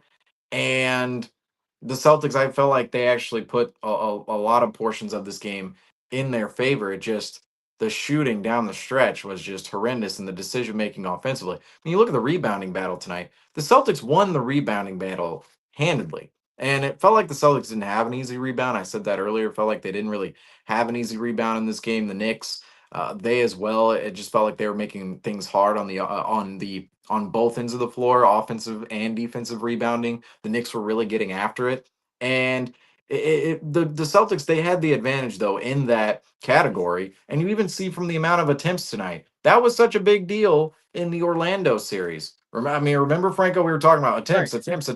87 attempts for the Knicks tonight, 97 for the Celtics. So the Celtics, they take 10 more attempts than the Knicks. And that's something we want to see. That is something I look at. I've been looking at every game now for nearly a decade, going, okay, how many attempts did a team take? Because those are literally opportunities to score the ball. And if you have more opportunities to score the ball than the other team, I mean, you should have somewhat of an advantage within the game. And the Celtics, they had 10 more opportunities from the Knicks tonight. And I mentioned this earlier. I don't know if you were on the broadcast or not yet. The Celtics took 23 more threes than the Knicks. 23. And I shouldn't say only, the Knicks hit 2 more threes than the Celtics. The Knicks hit 2 more threes than the Celtics tonight. The Celtics took 23 more 3-point attempts. That discrepancy right there, I almost, at the end of the night, regardless of how inexcusable this game is, how many things we can point at down the stretch of this game, the Celtics' offensive rhythm, the three chucking, the turning over of the balls, everything like that. If you look at this game from the Celtics in its entirety, right? If you just looking at what the Celtics were able to do, regardless of the inexcusable loss here tonight, I almost want to chalk this up. To an anomaly. An anomaly. I hate to go there. I hate to go on the anomaly tangent, right? Because I don't like when things are phrased like that in the NBA, where it's like, oh, this team, it's just an anomaly type of performance. Like, well, why couldn't New York replicate this? Why couldn't Boston play the same way in game two? And we see a dicey game two. That could certainly happen. That's why I don't always like to chalk these kind of things up to an anomaly. But tonight was a little bit of an anomaly for the Celtics. They take 10 more attempts. They are controlling all of the little margins of the game. Okay, throughout this game, even when it got out of hand. I mean, the Celtics, obviously there were a lot of things within the game down the stretch in which we saw to the Celtics, specifically the offense wasn't attacking the rim. The offense was turning the ball over. We weren't getting back in transition. We saw all of those things from the Celtics. And we saw the collapsing of the defense and guys like OG Anunoby finding open 3-point shots in this game. But the Celtics, they were winning some of the marginal battles in this game, especially throughout the game. And in the end, it's a little disappointing to see where the Celtics lost, because they had the advantages. They had the advantage in the points in the paint. They had the advantage in turnovers. They had the advantage in rebounds. Yet at the end of the game, yes, the Celtics had the advantage in rebounds and shot disparity between the two. But the Celtics lose the points in the paint battle. They lose the turnover battle. They lose the points off turnovers battle. So throughout the game, the Celtics were actually controlling these margins within the game and putting these margins in favor of themselves. And yet, down the stretch, the Celtics, if they just make one more 3-pointer, if they miss 44 threes tonight instead of 45, I will say some of those probably came in overtime too, so lesser number in regulation. But if they only miss 44 instead of 45, they come away with this win, or at least double overtime. Let's face it, double overtime. Maybe they come out with a win there. But I almost want to chalk this up to an anomaly, and I kind of want to pass it out as, look how awful of a shooting night the Celtics had. Look how awful of a night offensively in the second half the Celtics had in this game. And look at the final result. It's only a 3-point game. It went to overtime. The Celtics had just a plethora of chances to actually win this game down the stretch, but threw away possession after possession after possession and didn't come away with this game. And I almost feel like going into game 2 now, the Celtics, they still have a ginormous, gargantuan advantage in this series. It's just tonight, it was almost an anomaly of how awful the Celtics played in that second half. And if they just play a fraction better, a tenth better in that second half, we see the little margins of these playoff games. They're the little margins of the game. Couple shots here and there, a couple possessions. The Celtics can come up with a string of 3 possessions, score, stop, score, or stop, score, stop, in which they're able to do. We saw it when they were in dire straits down the stretch, down 6 with 3 minutes to go. After the entire score flipped, the Celtics, they broke out that 7-0 run, and they went ahead of the Knicks. We saw it out of them. If they could have just came up with one more of those stretches, just one, 2 would have been nice, maybe even 3. But just one more of those stretches in the second half, they come out with this game, and we're sitting here, a win is a win in the playoffs. It wasn't pretty in the second half, but a win is a win. Instead, we're sitting here talking about a loss. Fans. Us cocky ass Boston fans over here. But that's what we said. That is literally the entirety of the Orlando series. That is what we were saying. We were going, we didn't play amazing. Orlando defensively matched up. A win is a win. Well, tonight, it's like, no, a loss is a loss. A loss is a loss. Yeah. And that's what's important in the playoffs. It's like, that's why I don't always like to chalk these things up to an anomaly. Like, that's why I'm more on the train of, look, in game 2, I don't care like what advantages the Celtics have or what we theorize in this series. We see how fast a series can get out of hand. We've seen it in NBA history with the Celtics team recently. And I mean, just in look at 2023, I'm going back to 2 moments here where it's like, whoa, by game 2, it was like, especially at home. Okay. At home specifically. 2023, obviously, 8-seeded Heat, game 1, lose that game. Game 2 is the Jimmy Butler, Grant Williams situation. That was a big moment, a big stretch. If the Celtics lose that game, I mean, they're in dire straits in that series. Guess what? The Celtics lose that game too. 2017, though. 2017, first round against the Bulls. Totally different Celtics team. And 2023, let's face it, they were a completely different Celtics team. At least that was a Tatum and Brown-led Celtics team, but otherwise... This is more of just like a history repeats itself lesson right here.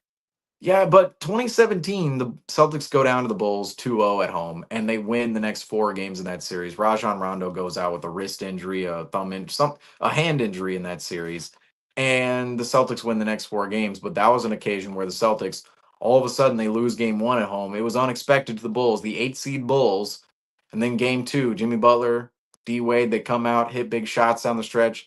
And all of a sudden it's 2-0. And it seemed like, oh my goodness, that magical season, how is it going to end like this? In the first round of the Bulls, are we serious right now? And everybody, oh, the Celtics, they're the worst number 1 seed in history. The 53-win, 16-17 Celtics, the worst number 1 seed ever. And then that just brought up the history books of all the number 1 seeds that have ever been. I remember in 2017, that was the talk. But now, this is where game 2, I don't care about the anomaly. I don't care about any of that stuff. The Celtics have to come out and play in game 2. And this is going to be a crucial game 2 to win. Because if you don't win this game, I mean, the series, that's when it can really get out of hand if you're the Celtics. That being said, tonight, it was a little bit of a, okay, well, look how many places of this of this matchup, the Celtics won throughout the night, and look how terrible they played in the second half. I don't see the same exact thing repeating again. That's not to say, though, the Knicks can't have an outstanding performance and the Celtics just have an average performance and the Knicks beat the Celtics again. That's my issue here with just chalking it up to an anomaly. Part of me is like, yes, it's an anomaly. The Celtics, they played as awful as they did in the second half, and I expect them to win some games moving forward, especially game 2. But at the same time, this is a game in which the Celtics should have won, and it feels like okay, now we're talking about Celtics, and obviously Celtics in 4 is completely off the table, but Celtics in 5.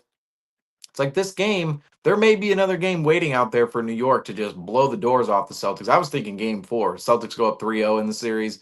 Game 4, New York, they show some pride, they come out at MSG, they win that game, right?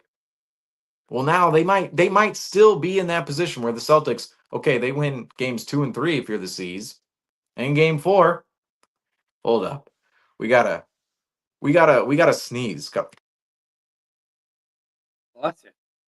I don't even know if I just sneezed. I just canceled it. It was on. Just muted it. You just muted yourself. I muted myself right as I did it, but it wasn't even a sneeze. It was here it comes, and then it was canceled right as it was coming. I don't even know what happened. It was one of those I don't know. Just folks, sneeze, cough, just anytime you got to do it, just hit the button and go. Just do it. No point holding it in, folks. But the game 2 coming up is so important for the Celtics.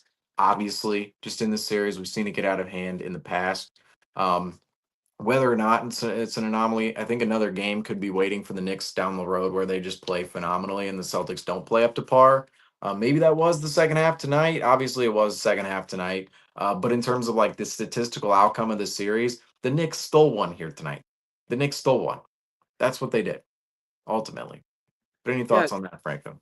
I mean, what the hell just threw out my window? But I think that the Knicks, this series is one that has been long awaited, and New York walking away with this game creates a lot more momentum than if the Celtics were able to walk away with this game with a win. If the Celtics were able to walk away from this game with a win, New York believes in themselves now way more than they 1000%. You have going into this series.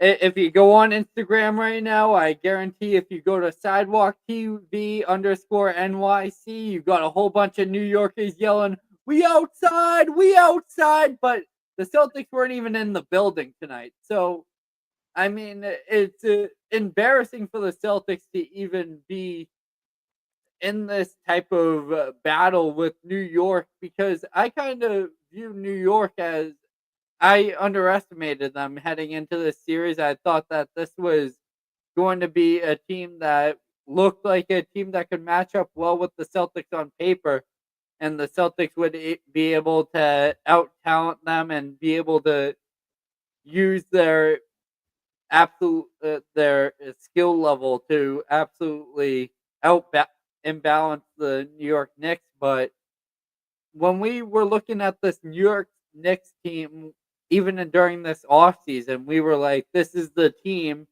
that is constructed player by player to compete with this Boston Celtics in a 7-game series. You know what looks really good right now is that intro video where Justin is Rob's like, is it still New York? And Justin's like, Rob, I do. He's like, you still think it's New York? And he's like, I do. Sure, everybody's. If anybody was here for the intro or is ever here for the intro, that's looking pretty good. I mean, throughout the season, it was I don't know. Is it? It's I feel like Cleveland is that. But hey, let's mention Cleveland in this equation. Cleveland did the same thing yesterday. We're laughing at Cleveland going, oh, talking about the Cavs all year, and they come out and lose game 1 to the Pacers. So, Cavs Celtics, it's still the more likely series, but it's not like these things don't happen. No, I think that it's definitely the Cavs Pacers series is one to eyeball at a little bit more. These are two series that I could see with Eastern Conference Finals potential of them being if the round 2 series that are happening right now, either New York and Boston, I thought that could have been an Eastern Conference Finals series, or in a reality where the Boston Celtics didn't reach the Eastern Conference Finals, a Indiana Pacers Cavaliers series is one that I would have thought would have been in reality as well. And you're starting to see that these teams that were kind of underestimated heading into these series are going to be able to put up more of a battle than what was thought. I think New York heading into this series we thought we were going to see a team that was a little bit more fatigued, but we got to see we have what we saw from the Boston Celtics from years prior, when the Celtics would have that Game 6, Game 7 series against Milwaukee or the Miami Heat, and they are able to transfer that momentum from winning that Game 7 against Philadelphia into the next series against a no, their team like the Miami Heat. Or I'm mixing up 2 years into one, but I think that We faced the Heat quite a few times. too many times to count. That's why this year's playoff picture is such a refresher for the NBA, because you're starting to see a lot more matchups. Basically, that just you no didn't- Miami Heat, no Miami Heat, no Miami Heat, no Philadelphia 76ers. That No was kind of the Lakers. de facto. That was the de facto trip for the Celtics. We'd end up facing the Miami Heat in round 1. We'd end up facing the the Bucks. 76ers or Bucks or round 2. Or Yeah, the Bucks, Heat, and the it was Sixers. one of They used to be upper echelon of the East. Now they're just right now they're gone. they're gone. So now it's up to these teams, and it's gonna. I don't think Same the 4 Celtics teams in the semis last year as well. Yeah, I It was would have. hard. I would have expected. I think the Celtics will be able to figure out this Knicks team in a calculated standpoint. Tom Thibodeau, I will say, on the defensive end, came up with a great defensive scheme to slow down the Celtics and also take away from their tendencies. And I don't see that translating throughout the rest of this 7-game series. However, I do see them putting up a little bit more of a struggle against the Celtics than expected. One thing that I was preaching was, if the Celtics can get through the Orlando Magic's defense, the Celtics will be able to stride well against this New York Knicks defense. But Franco, we have a developing story. take it away.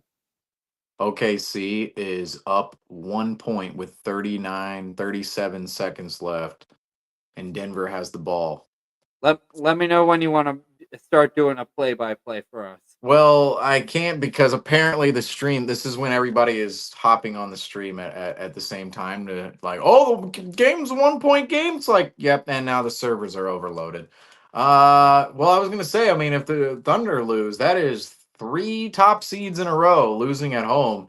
And the Thunder, they are in the same place as the Celtics, saying, hey, we had this game in our pocket and we might fumble it away. Disappeared. Okay, we have OKC 1 point lead, 13 seconds left. Looks like Denver went with Aaron Gordon, spin, block by Aaron Wiggins. Ooh. Wow, Aaron Wiggins is quite the defensive player out there. I will say, OKC has some dogs, but that's why you in this series, these couple series are going to be. That's why I kind of debate with myself these series. I'm like, are these going to be good for the Celtics? Like against the Knicks and the Magic, I mean, these are 2 physical teams. The Knicks, Yeah. don't sell them short. I mean, we saw how physical they were tonight, and the 3 I mentioned in their starting lineup, Hart, Anunoby, Bridges. I mean, those are the guys who are going to muck it up in this series. Okay, so Shea, it's the first one. Shea is good. Second one, OKC 3-point lead, 13.9. So Denver's still a chance to tie here with possession.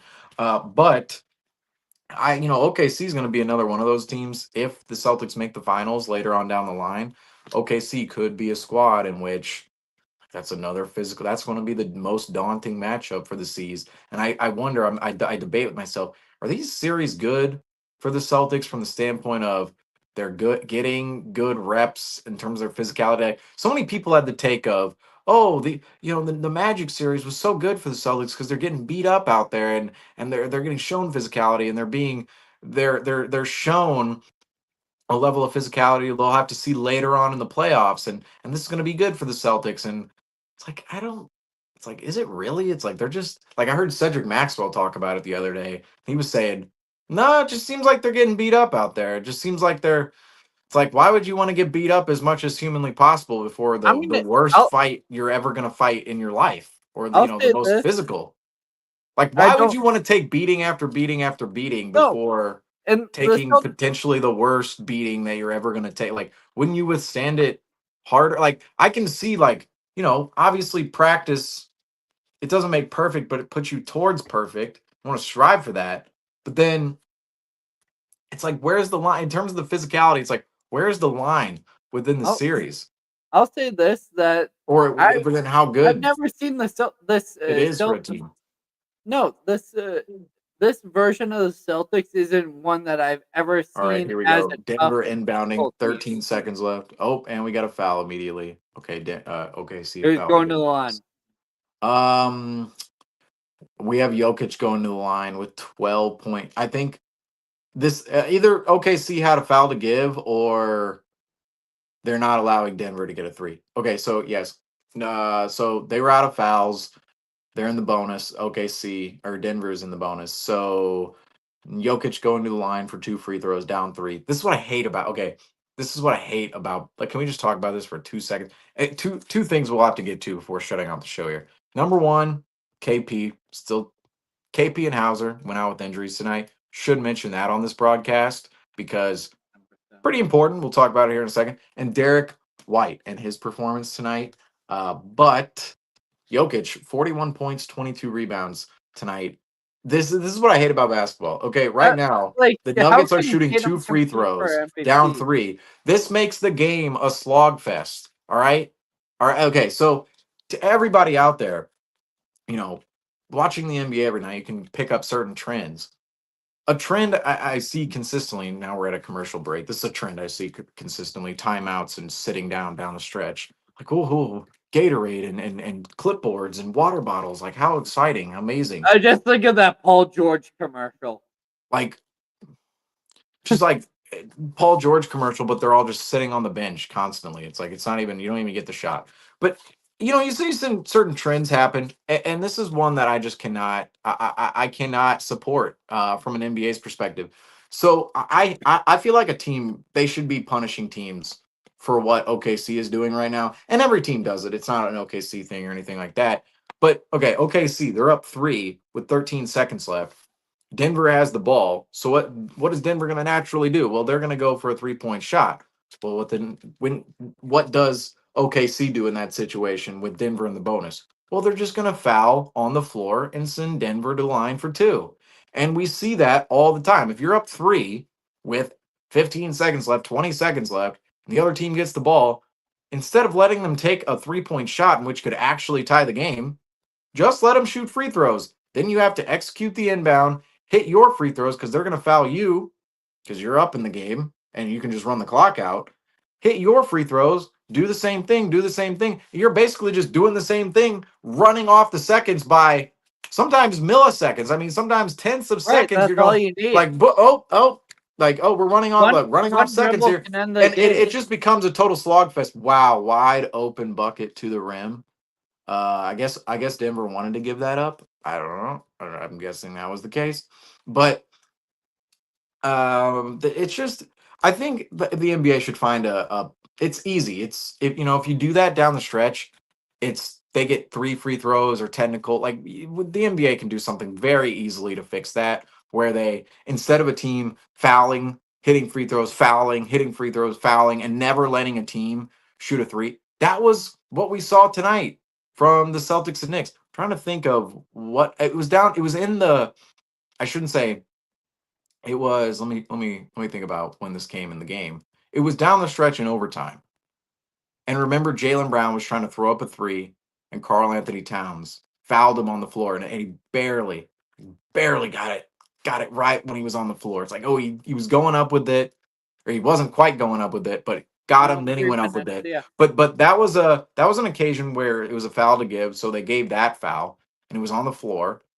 But then from there on out, which Aaron Gordon, he is going to hit both free throws. See, and then another timeout, and then more commercials.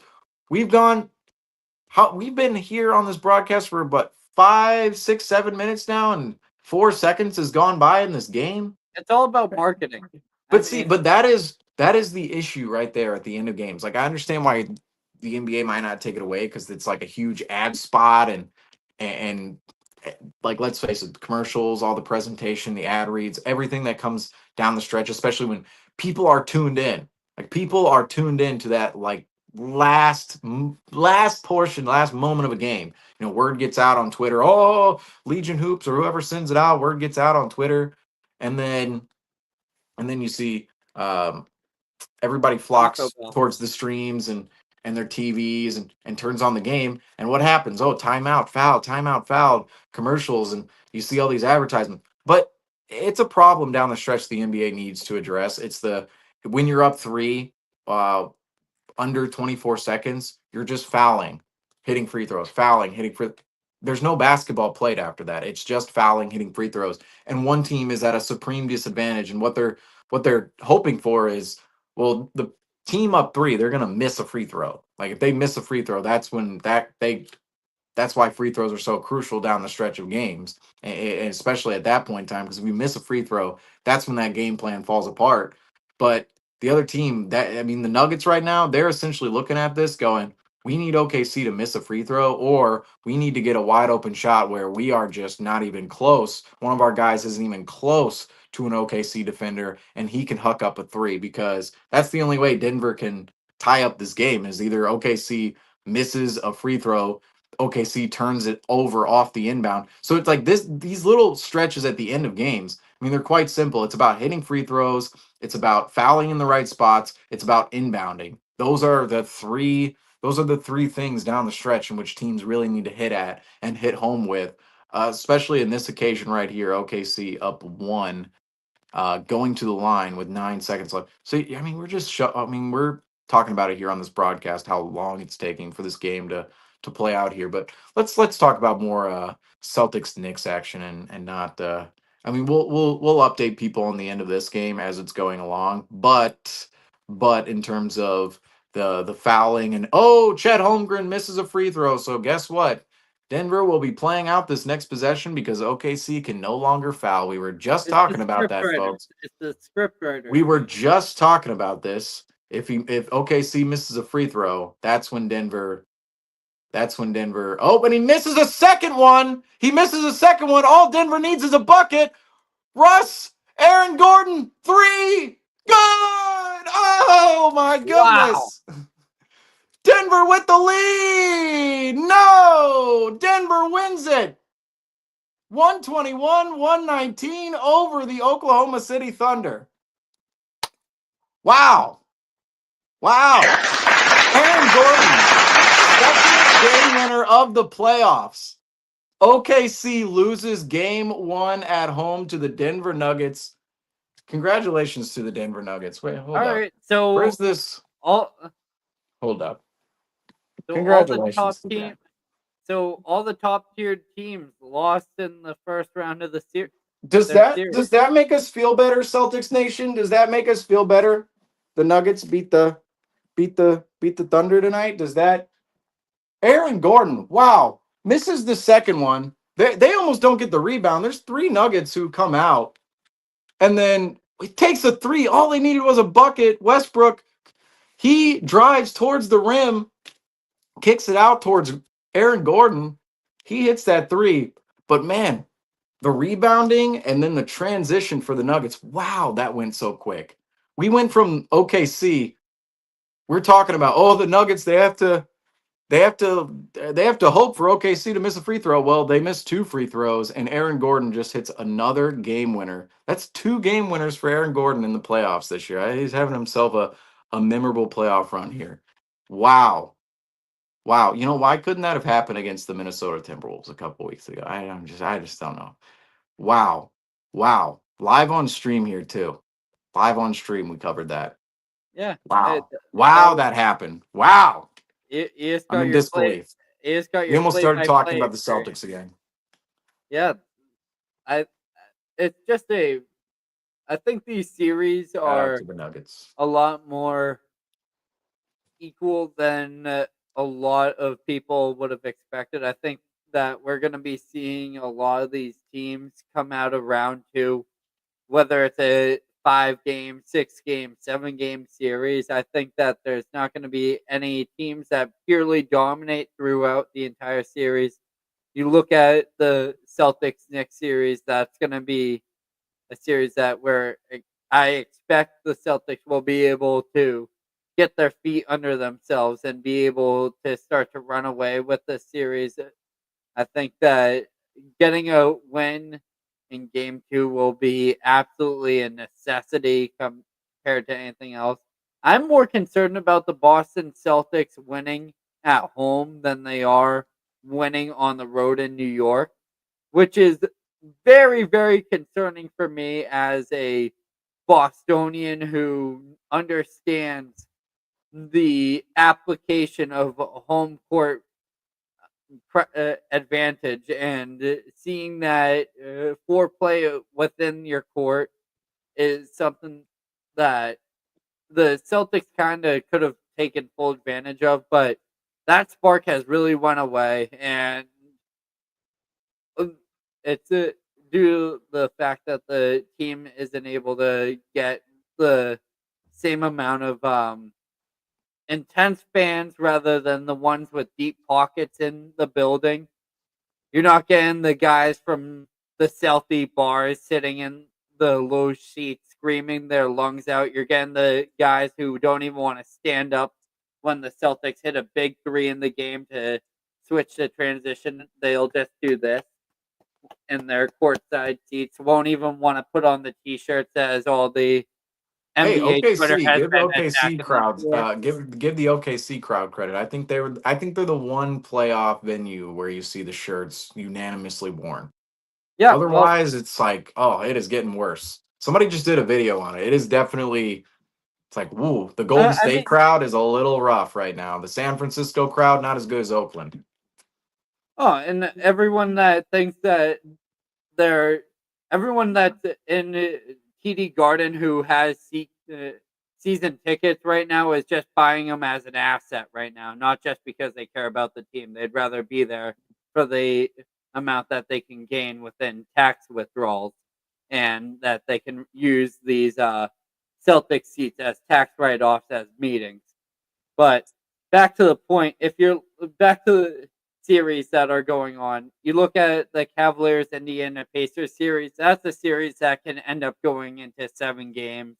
You look at over at the Warriors Timberwolves series, which hasn't even started. I believe that starts tomorrow. You could definitely That's see the Warriors stealing game that, one, too. It's like, I can see that always. series. I mean, that was probably the one series where you could feel like the home, like you're like, oh yeah, oh the Warriors could definitely steal the home game of game Right. one. That that's the And only series left that where it hasn't happened. yeah, and that's a 1000% correct. And when I look at this Warriors team, they're the number one team I look at. That the adage of the positioning doesn't matter for this team as long as they make it in. They're going to be a threat. It's the Golden State Warriors. The amount of experience that they have added to that team before the playoffs began during that trade deadline is something that's going to be able to carry them through this round or even into the next round if they end up facing either the Clippers or the Warriors in the Western Conference Finals. And I think that's something that the West is one of those compared to the East. The West is a lot less experienced than the West is, and you'll just see that experience really ring out and hold true throughout the playoffs. And the Celtics really need to lock into that when heading into this round 2 game or game 2 against the New York Knicks. This should really leave a very sour taste within their mouth, and to walk out after an overtime loss in a game that the the Knicks didn't beat the Celtics in, the Celtics beat the Celtics in, and that's been the number one threat to the Celtics throughout this entire series and this entire playoffs. Whenever we've had a special guest, Gary Tangway, Dan Shaughnessy, you name them, we've had them. When we've had them on and we've asked them our golden question before they leave, who is the biggest threat to the Celtics? It's always been themselves, and they just proved them, everyone that we've had on the show, correct. I thought you were going to say something about how they came into the media. Ooh, the welcome to the media moment. Oh Shout out no, to that's the David Caires question. That's not the Celtics Talk Weekly question. That's the David Caires question. 100%. But before we close out this show here, we do have a couple more topics to talk about here briefly. First of all, gotta do the player of the game regardless. Oh my To goodness! me, I know. I thought I was. We have the graphics. We have the graphics, so we're doing it. It's Derek White tonight. All right, 19 points, 11 rebounds, 2 assists, 2 blocks. Might as well not even look at the shooting line. 6 of 18 from the field, 5 of 16 from 3. Derek White. To me, it was slim pickings tonight for the C's at halftime. Pritchard, Brown, Tatum definitely had the inside track at the player of the game, but near the end of the game, I mean, Pritchard didn't score in the second half. Tatum just had a terrible ending of the game. Brown shot 1 of 10 from 3.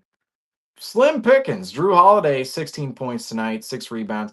You could have gone Drew, 7 of 14, 2 of 7 from 3. Thought he was part of the cast who was missing. You could have gone Drew Holiday tonight, but Derek White, he had a couple of really big rebounds. I thought he had a couple of big shots too, even though he wasn't. You obviously see the shooting line was just horrendous.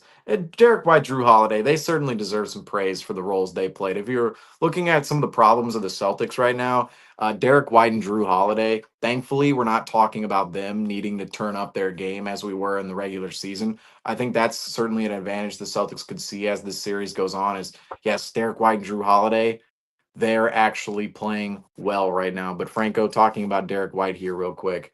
What did you like about Derek White and even Drew Holiday tonight? Really, the Celtics backcourt. I think that's what we're really going to highlight here is just how well the Celtics backcourt played tonight. Because I think going ahead in the series, even though the Celtics lost tonight, inexcusable loss doesn't really matter. Well, the silver lining doesn't necessarily matter coming out of this game, knowing it's just a playoff loss. But in terms of moving ahead, that backcourt the Celtics have, I think there's certainly some positivity to be mined from that, considering the Celtics we've kind of discussed Derek White this season up and down. Obviously, he had the rough middle portion of the year. Drew Holiday, is he just old now? Well, they played well tonight. I think that's going to be, if you're wanting to take a silver lining out of this moving forward, it is the Celtics backcourt. So what did you think of Derek White and Drew Holiday tonight, Franco? They're the ones that really brought the intensity and the energy that is necessary to pull out a series against the New York Knicks. The New York Knicks are going to be here to grind out the Boston Celtics, and looking at it from a player-to-player, matchup-to-matchup standpoint, those are the two players that really need to stand out within this series other than Jaylen Brown and Jason Tatum.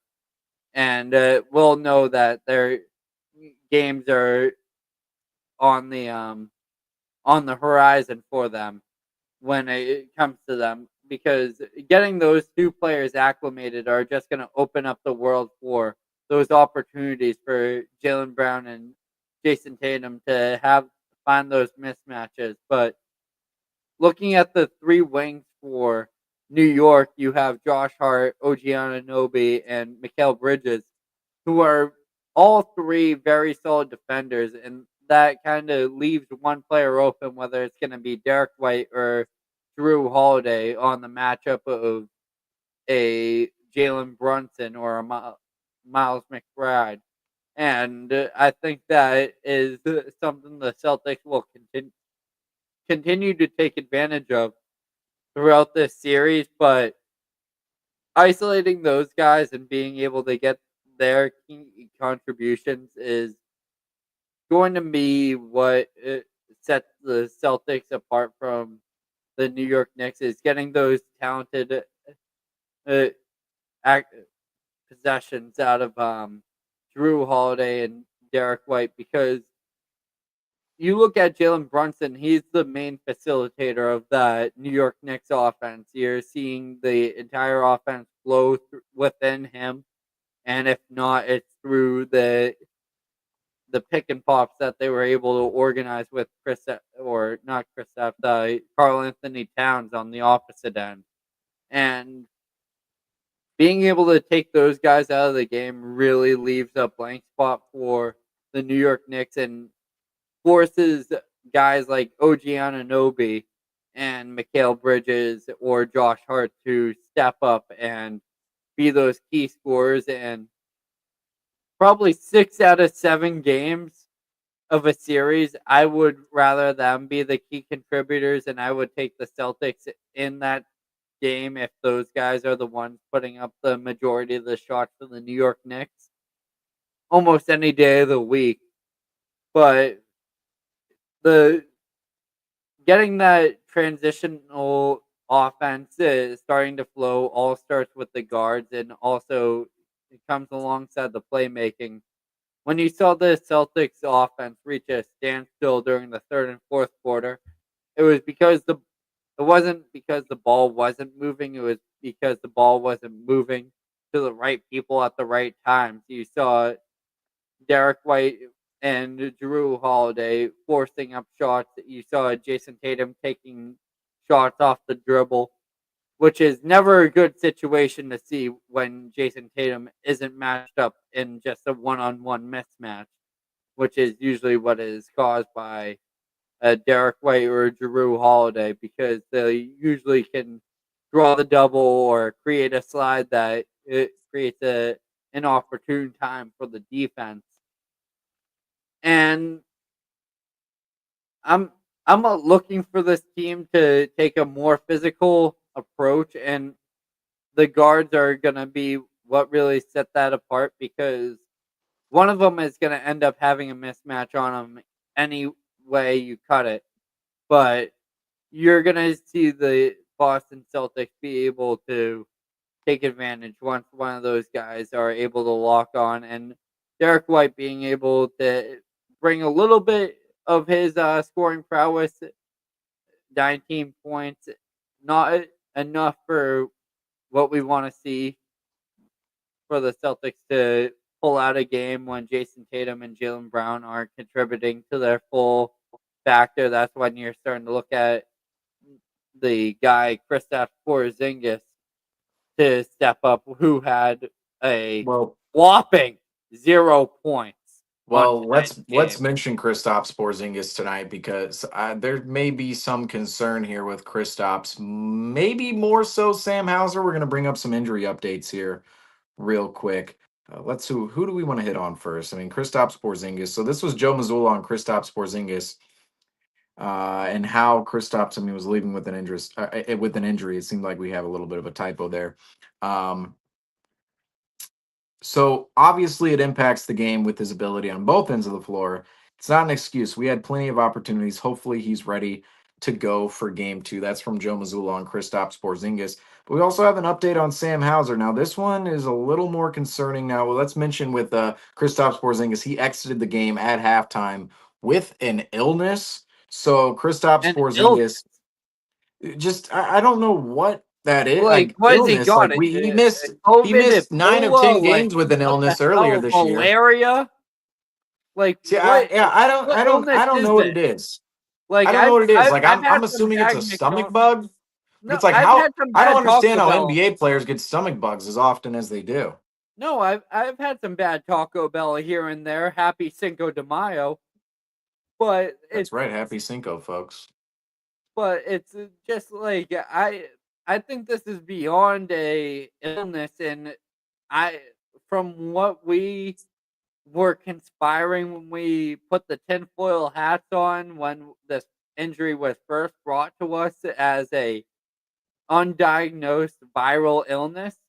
I think this could be something that, like you said, it could be sprouting from the recovery that he's done, a infection happening within a wound or something of that sort, because the fact that a player is disappearing within a month span is something that the Celtics should be extremely concerned about. Yeah, I don't know what this is. An illness. You start the first half, you have a bunch of days off, and you go out at halftime with an illness. It just doesn't make any sense to me whatsoever. Well, I understand guys can get stomach bugs, but in the NBA, it just seems to happen more often than not. And I wonder if these kind of things, illnesses, are they just cover ups for other things? Because I mean, tonight, Kristaps Porzingis, he goes out with a marking that we've seen on him this season. And not nine out of 10 games in March. Remember, Franco, we were on here. Oh, is it his leg? Is it an infection in his surgically repaired leg? What's going on? Is he going to miss the rest of the season with this illness? What's happening? Well, he just missed the second half of game one with an illness, and I don't know what it was, but played the first half. It was just a little odd to me. I will say though, the more concerning one here is Sam Hauser. And I know I brought it up, so let's jump off the cliff. We don't need any more cliffhangers. Sam Hauser just gingerly walked out, and not of the game, the arena here. No crutches, no boot, but his right foot did have some kind of wrap, and he was wearing a slide instead of a shoe.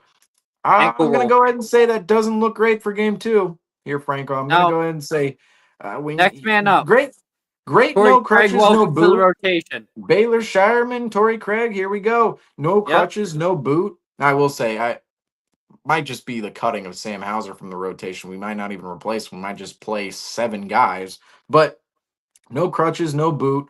But his right foot did have some kind of wrap, and he wasn't even wearing a shoe. He was wearing a slide. That is a little that's a little suspect, because when Sam Hauser went down with that injury, Franco, when Sam Hauser went down with the injury, it immediately did not look good, because he came down with the injury after contesting, I believe, OG Anunoby on a 3. Tatum came over. I think it was OG Anunoby. It might have been somebody else. But Anunoby shot fakes. Tatum flies by him, and it's at the end of a shot clock. It's at the end of a possession for the Knicks where the shot clock's running down, and the Knicks are trying to jack up a 3, and Tatum goes flying by Anunoby to contest him to delay the shot, and then Hauser comes over, and Hauser really doesn't get too far off the ground, but when he comes down, there's a twitch in his leg, and you can tell he goes down and he's holding his leg, and something happened. I first was fearing, okay, could be his knee? Could this be his knee? Could this be his Achilles? Either one of those, because when you saw he went down, it looked a little awkward. It was like, oh, okay, that was definitely an awkward fall there. But then you looked at it, looked like his ankle. It looked like his ankle at the end, kind of twisted. You can make the case for the ankle. So I wonder if it's an ankle injury or a foot injury. Obviously, those two areas of the body very close to each other. Could be either one. I'm a little concerned for the availability of Sam Hauser here moving forward, because when you have a wrap on your foot coming out of the arena after game one, you play game two in less than 48 hours. I don't know about that, Franco. I don't know. I mean, in terms of this series, I mean, what is your outlook on that? What is your level of concern for these injuries? Because part of the Celtics selling point, I mean, this was something that was evident, and I'll just kind of relate this to other series out there. The Lakers Timberwolves series, what was evident about the Lakers tanking that series, well, after game one, what was so evident about the Lakers having a clear disadvantage, and what really throughout the series, one of their main selling points, the Lakers' main selling points, it was, oh, well, Luka and LeBron down the stretch. If these games are close, you could see Luka and LeBron executing that late game offense with the Lakers, and you could see them scoring more points down the stretch than the Wolves if the game is close down the stretch. But when it came to those occasions in that series, guess who had the advantage? It was the Timberwolves, because they had Anthony Edwards. Anthony Edwards, you had I mean, for me personally, I had just as much confidence in Anthony Edwards making a shot or a bucket or a play down the stretch in that series than I did Luka or LeBron. So Luka and LeBron, that was their main selling point. But at a certain point in the series, you went, well, their main selling point is actually an advantage for the Wolves now because it's in the favor of Anthony Edwards and not Luka LeBron. That's where I look at this series now and relating the two, right? One of the main selling points of the Celtics is, well, their depth. They can play in many different ways. They have a plethora of bigs, more versatile bigs than the New York Knicks. And obviously Sam Hauser, he's a shooting threat, and the Celtics are just a better efficient team when it comes to making shots. Obviously didn't present itself tonight, but in terms of the entire season, well, now Sam Hauser's hurt. Now Kristaps Porzingis is hurt. And now one of the main selling points of the Celtics is not quite out the window yet, not quite. But hey, when you're taking out a shooter like Sam Hauser and you're taking away a big like Kristaps Porzingis, one of the main selling points of the Celtics becomes a little bit weaker of a selling point. That's how I look at this situation right now. Good. You know what? They deserve it. But I think deserving or not, it's like I think the Celtics can win this series, but KP, I'm less worried about. It's like illness. What's going on there? Come on, it takes something. Like you can't take some Pepto and get a shot in your arm, some IV, get out there. I don't know, something like that. Hauser is not a huge piece to the rotation, but at the same time brings a clear shooting presence. Was out there tonight, and I you look at it, and it's it's 45. 45. I mean, come on. We also had this earlier. I was going to throw this up while we were talking about KP here, but KP, I'm not worried about him. So Hauser, it seems like he might not play game 2. That's a little bit concerning here. But I know what I think. that's This is a one of blessing the. I might all my. I think that Sam Hauser obviously gives the Celtics a pure advantage within any series that he is available rather than not being available. Obviously, he is a key contributor to the Celtics offense, how he has stepped up, not only as being the key 3-point shooter for the Celtics off this bench, but being able to step up within his versatility of his game, being able to be that third wing off the bench for a player like Brown or Tatum, and really filling in that role to a glove and to a T, kind of being able to match up with the starting lineup, not needing to play outside of his role and being just a 3-point threat from the inside and allowing that the starters or Peyton Pritchard can create their own looks and own opportunities. However, when I look at the injury to Sam Hauser, I think that in a series like this is when you need your depth the most. Looking at players like Torrey Craig, Baylor Shireman, or Jordan Walsh, I'm not the one holding the clipboard. You're going to need to ask Joe Mazzulla about that. But I have full confidence that those guys can fill in those minutes for Sam Hauser throughout a playoff series, and almost the Celtics should not need to be able to skip a beat with Sam Hauser out of the lineup, with the assumption that with him walking off the court gingerly with a ankle wrap on and also one Nike slide on. I think that is something that could be looked at, and I think that I have full confidence within Torrey Craig, Baylor Shireman, or Jordan Walsh to take full advantage of those minutes and be able to make a stance for themselves to kind of make themselves a more relevant player within this rotation, because one thing that we've known for this playoff that the Celtics are mainly going to be rolling out an 8-man rotation with Pritchard, Hauser, and Horford being the ones coming off the bench. However, you're going to need a little bit more of that as these later rounds go on, and especially if these rounds start to get a little bit longer than anticipated. You're going to need these guys to be able to fill in and be able to conserve energy for your star players. And this is a series I can see not being one of those. I think I can see this being one of those series that's on and off for the Celtics. The Celtics could be maintaining a 30-point lead throughout an entire game and not have to worry about it. Or you could have a game like tonight where the Celtics have a 20-point lead, completely let their foot off the gas, and allow the New York Knicks to get themselves right back into this game, force overtime, and bring the Celtics to a loss in game one of the series and make the Celtics fall behind one game. But you look at those players off the bench for the Celtics that we haven't really even utilized. I think that they'll play key contributors as the series goes forward alongside the New York Knicks bench. Because if you look at the way Tom Thibodeau plays his players, he's running them to the dirt. They're gasping for breath when it comes down to those final 2 minutes of a game. So just being able to conserve your players so they can take advantage of the New York Knicks when it comes down to those crunch time minutes, which the Celtics weren't able to do tonight, is the way the Celtics are going to have their bread and butter in winning games in this series. Yeah, and to end the show off on a note here, we said coming into this series, and me and Andrew were on it a lot here. It is really hard to beat a team 8 times in a row. Okay, so I mean, even going back to last season, what it would have been. No, I guess the Knicks got us in the last game last year, but 8 times in a row. If the Celtics were to sweep this series, Griffin was here earlier talking about it. Celtics in 4. Not in the post game, obviously.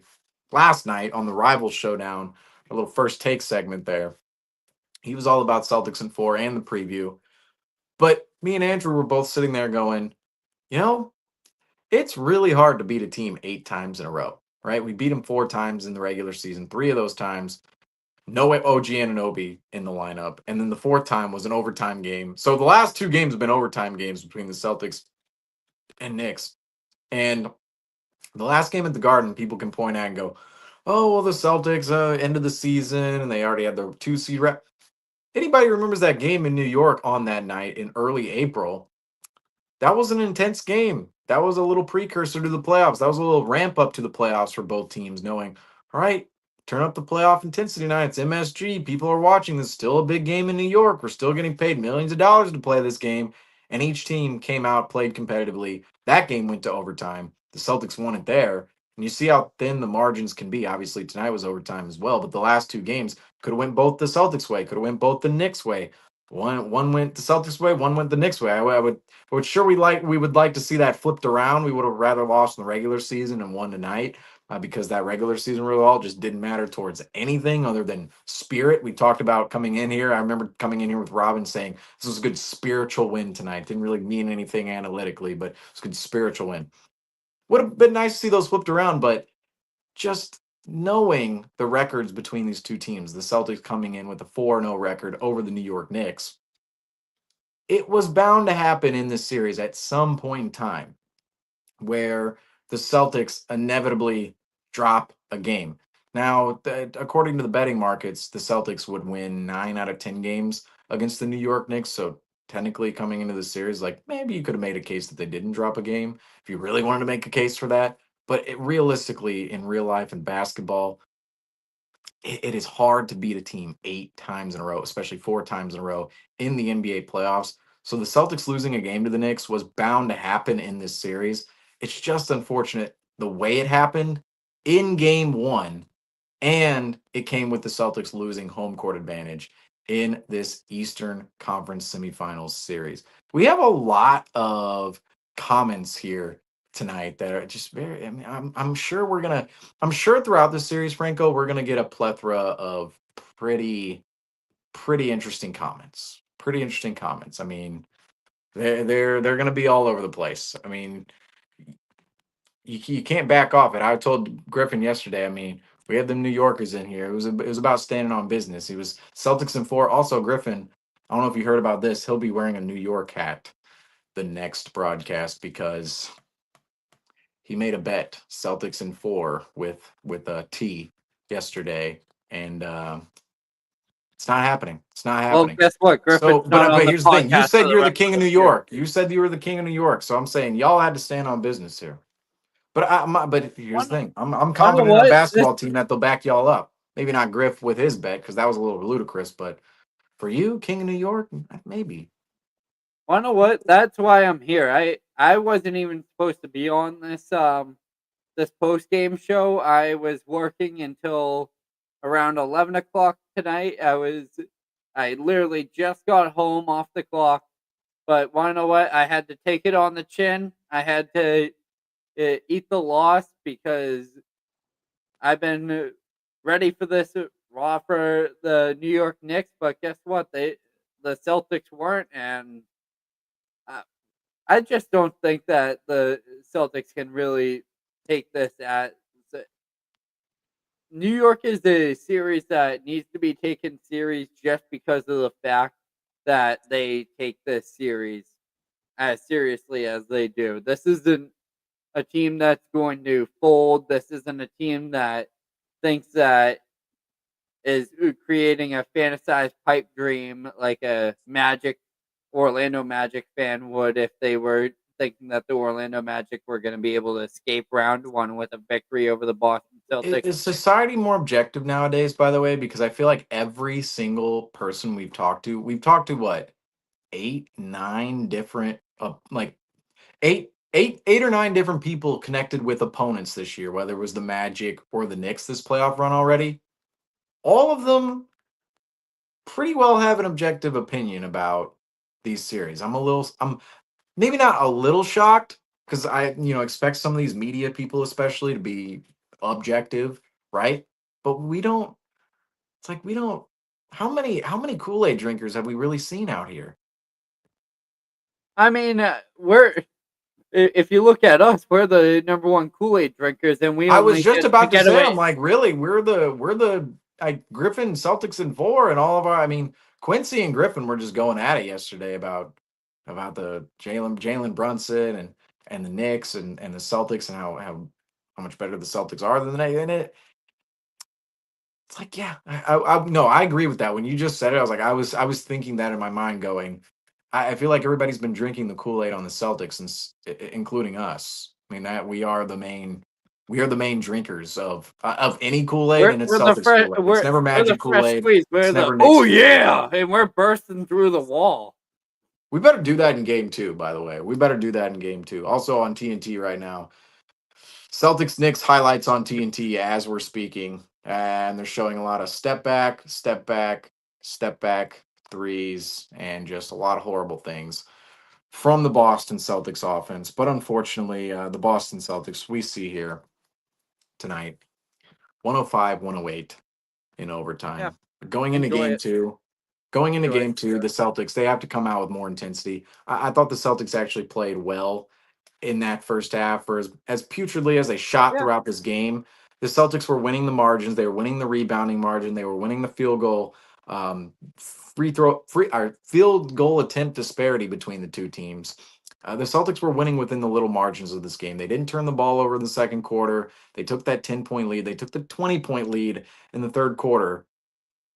And then it just falls off a cliff for the Celtics. And I don't always like to chalk these events up to just an anomaly game that could never happen again, because it certainly could in game 2, and the Knicks could have a better showing later on down the line, and the Celtics even as poor of a showing. But at the same time, a lot of opportunities to win tonight's game for the Celtics did not happen.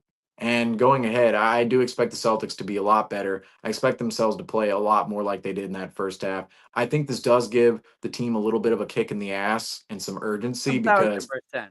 I mean, if it doesn't, you don't deserve to win the championship if it doesn't. All right. That's what winning the championship is about. It's about finding that urgency, overcoming adversity, being resilient. And in these moments, I mean, this is one of those moments in the playoffs where the Celtics have to. Now, earlier was about overcoming adversity and being resilient at the end of a game when you allow a team to come back from a huge deficit like the Knicks did in that second half. But now it's game to game. The Celtics need to come out in game 2 with some urgency. Yeah. They need a lot more urgency than they displayed tonight. And we didn't really talk about it on this post game, but I people could chalk that up to, oh well, they were off for 5-6 days, and maybe a little rusty. And the Knicks, they're coming off the Pistons series with a little more heat, played a little bit more of a physical series. They played more recently. It doesn't matter. The rest days are important, and the Celtics knew how big this series was coming in. All year long, we've been talking Celtics, Knicks in the standings, 2-3. They've been there all year, and then the Celtics come out on their home floor immediately and blow game 1, give up home court advantage. Absolutely inexcusable. In game 2, moving forward, if we don't see it from the Celtics in game 2, I'm legitimately concerned. And let's face it, if they don't come out in game 2 with some urgency, they don't deserve to win the championship, because No. that's what winning the championship is about, is overcoming adversity, being resilient, and weathering these moments, weathering these type of moments, showing up, showing that fight, showing the tenacity, the intensity, the intent to do anything on the basketball floor. It's all about that for the Celtics in game 2. But that is going to do it for us here on the post-game show tonight, on the Celtics Talk Weekly post-game show. We will have you guys covered moving forward for every single Celtics game right after the final buzzer. Tonight, obviously, the Celtics, they fall to the Knicks 108-105. Franco, you got the music going here already? Do we have the rock music going? Do we have like the world's smallest violin on here as like music? Do I don't we know. have that? I'm pretty sure we could find a sadder, a little more sad of a more gloomy song than a rock song here. Acoustic cinematic. No. I can't even hear it. Can I hear this? Nope. I can't. I can never hear the music. I can never hear the music, folks. But that's going to do it for us here on the Celtics Talk Weekly post-game show.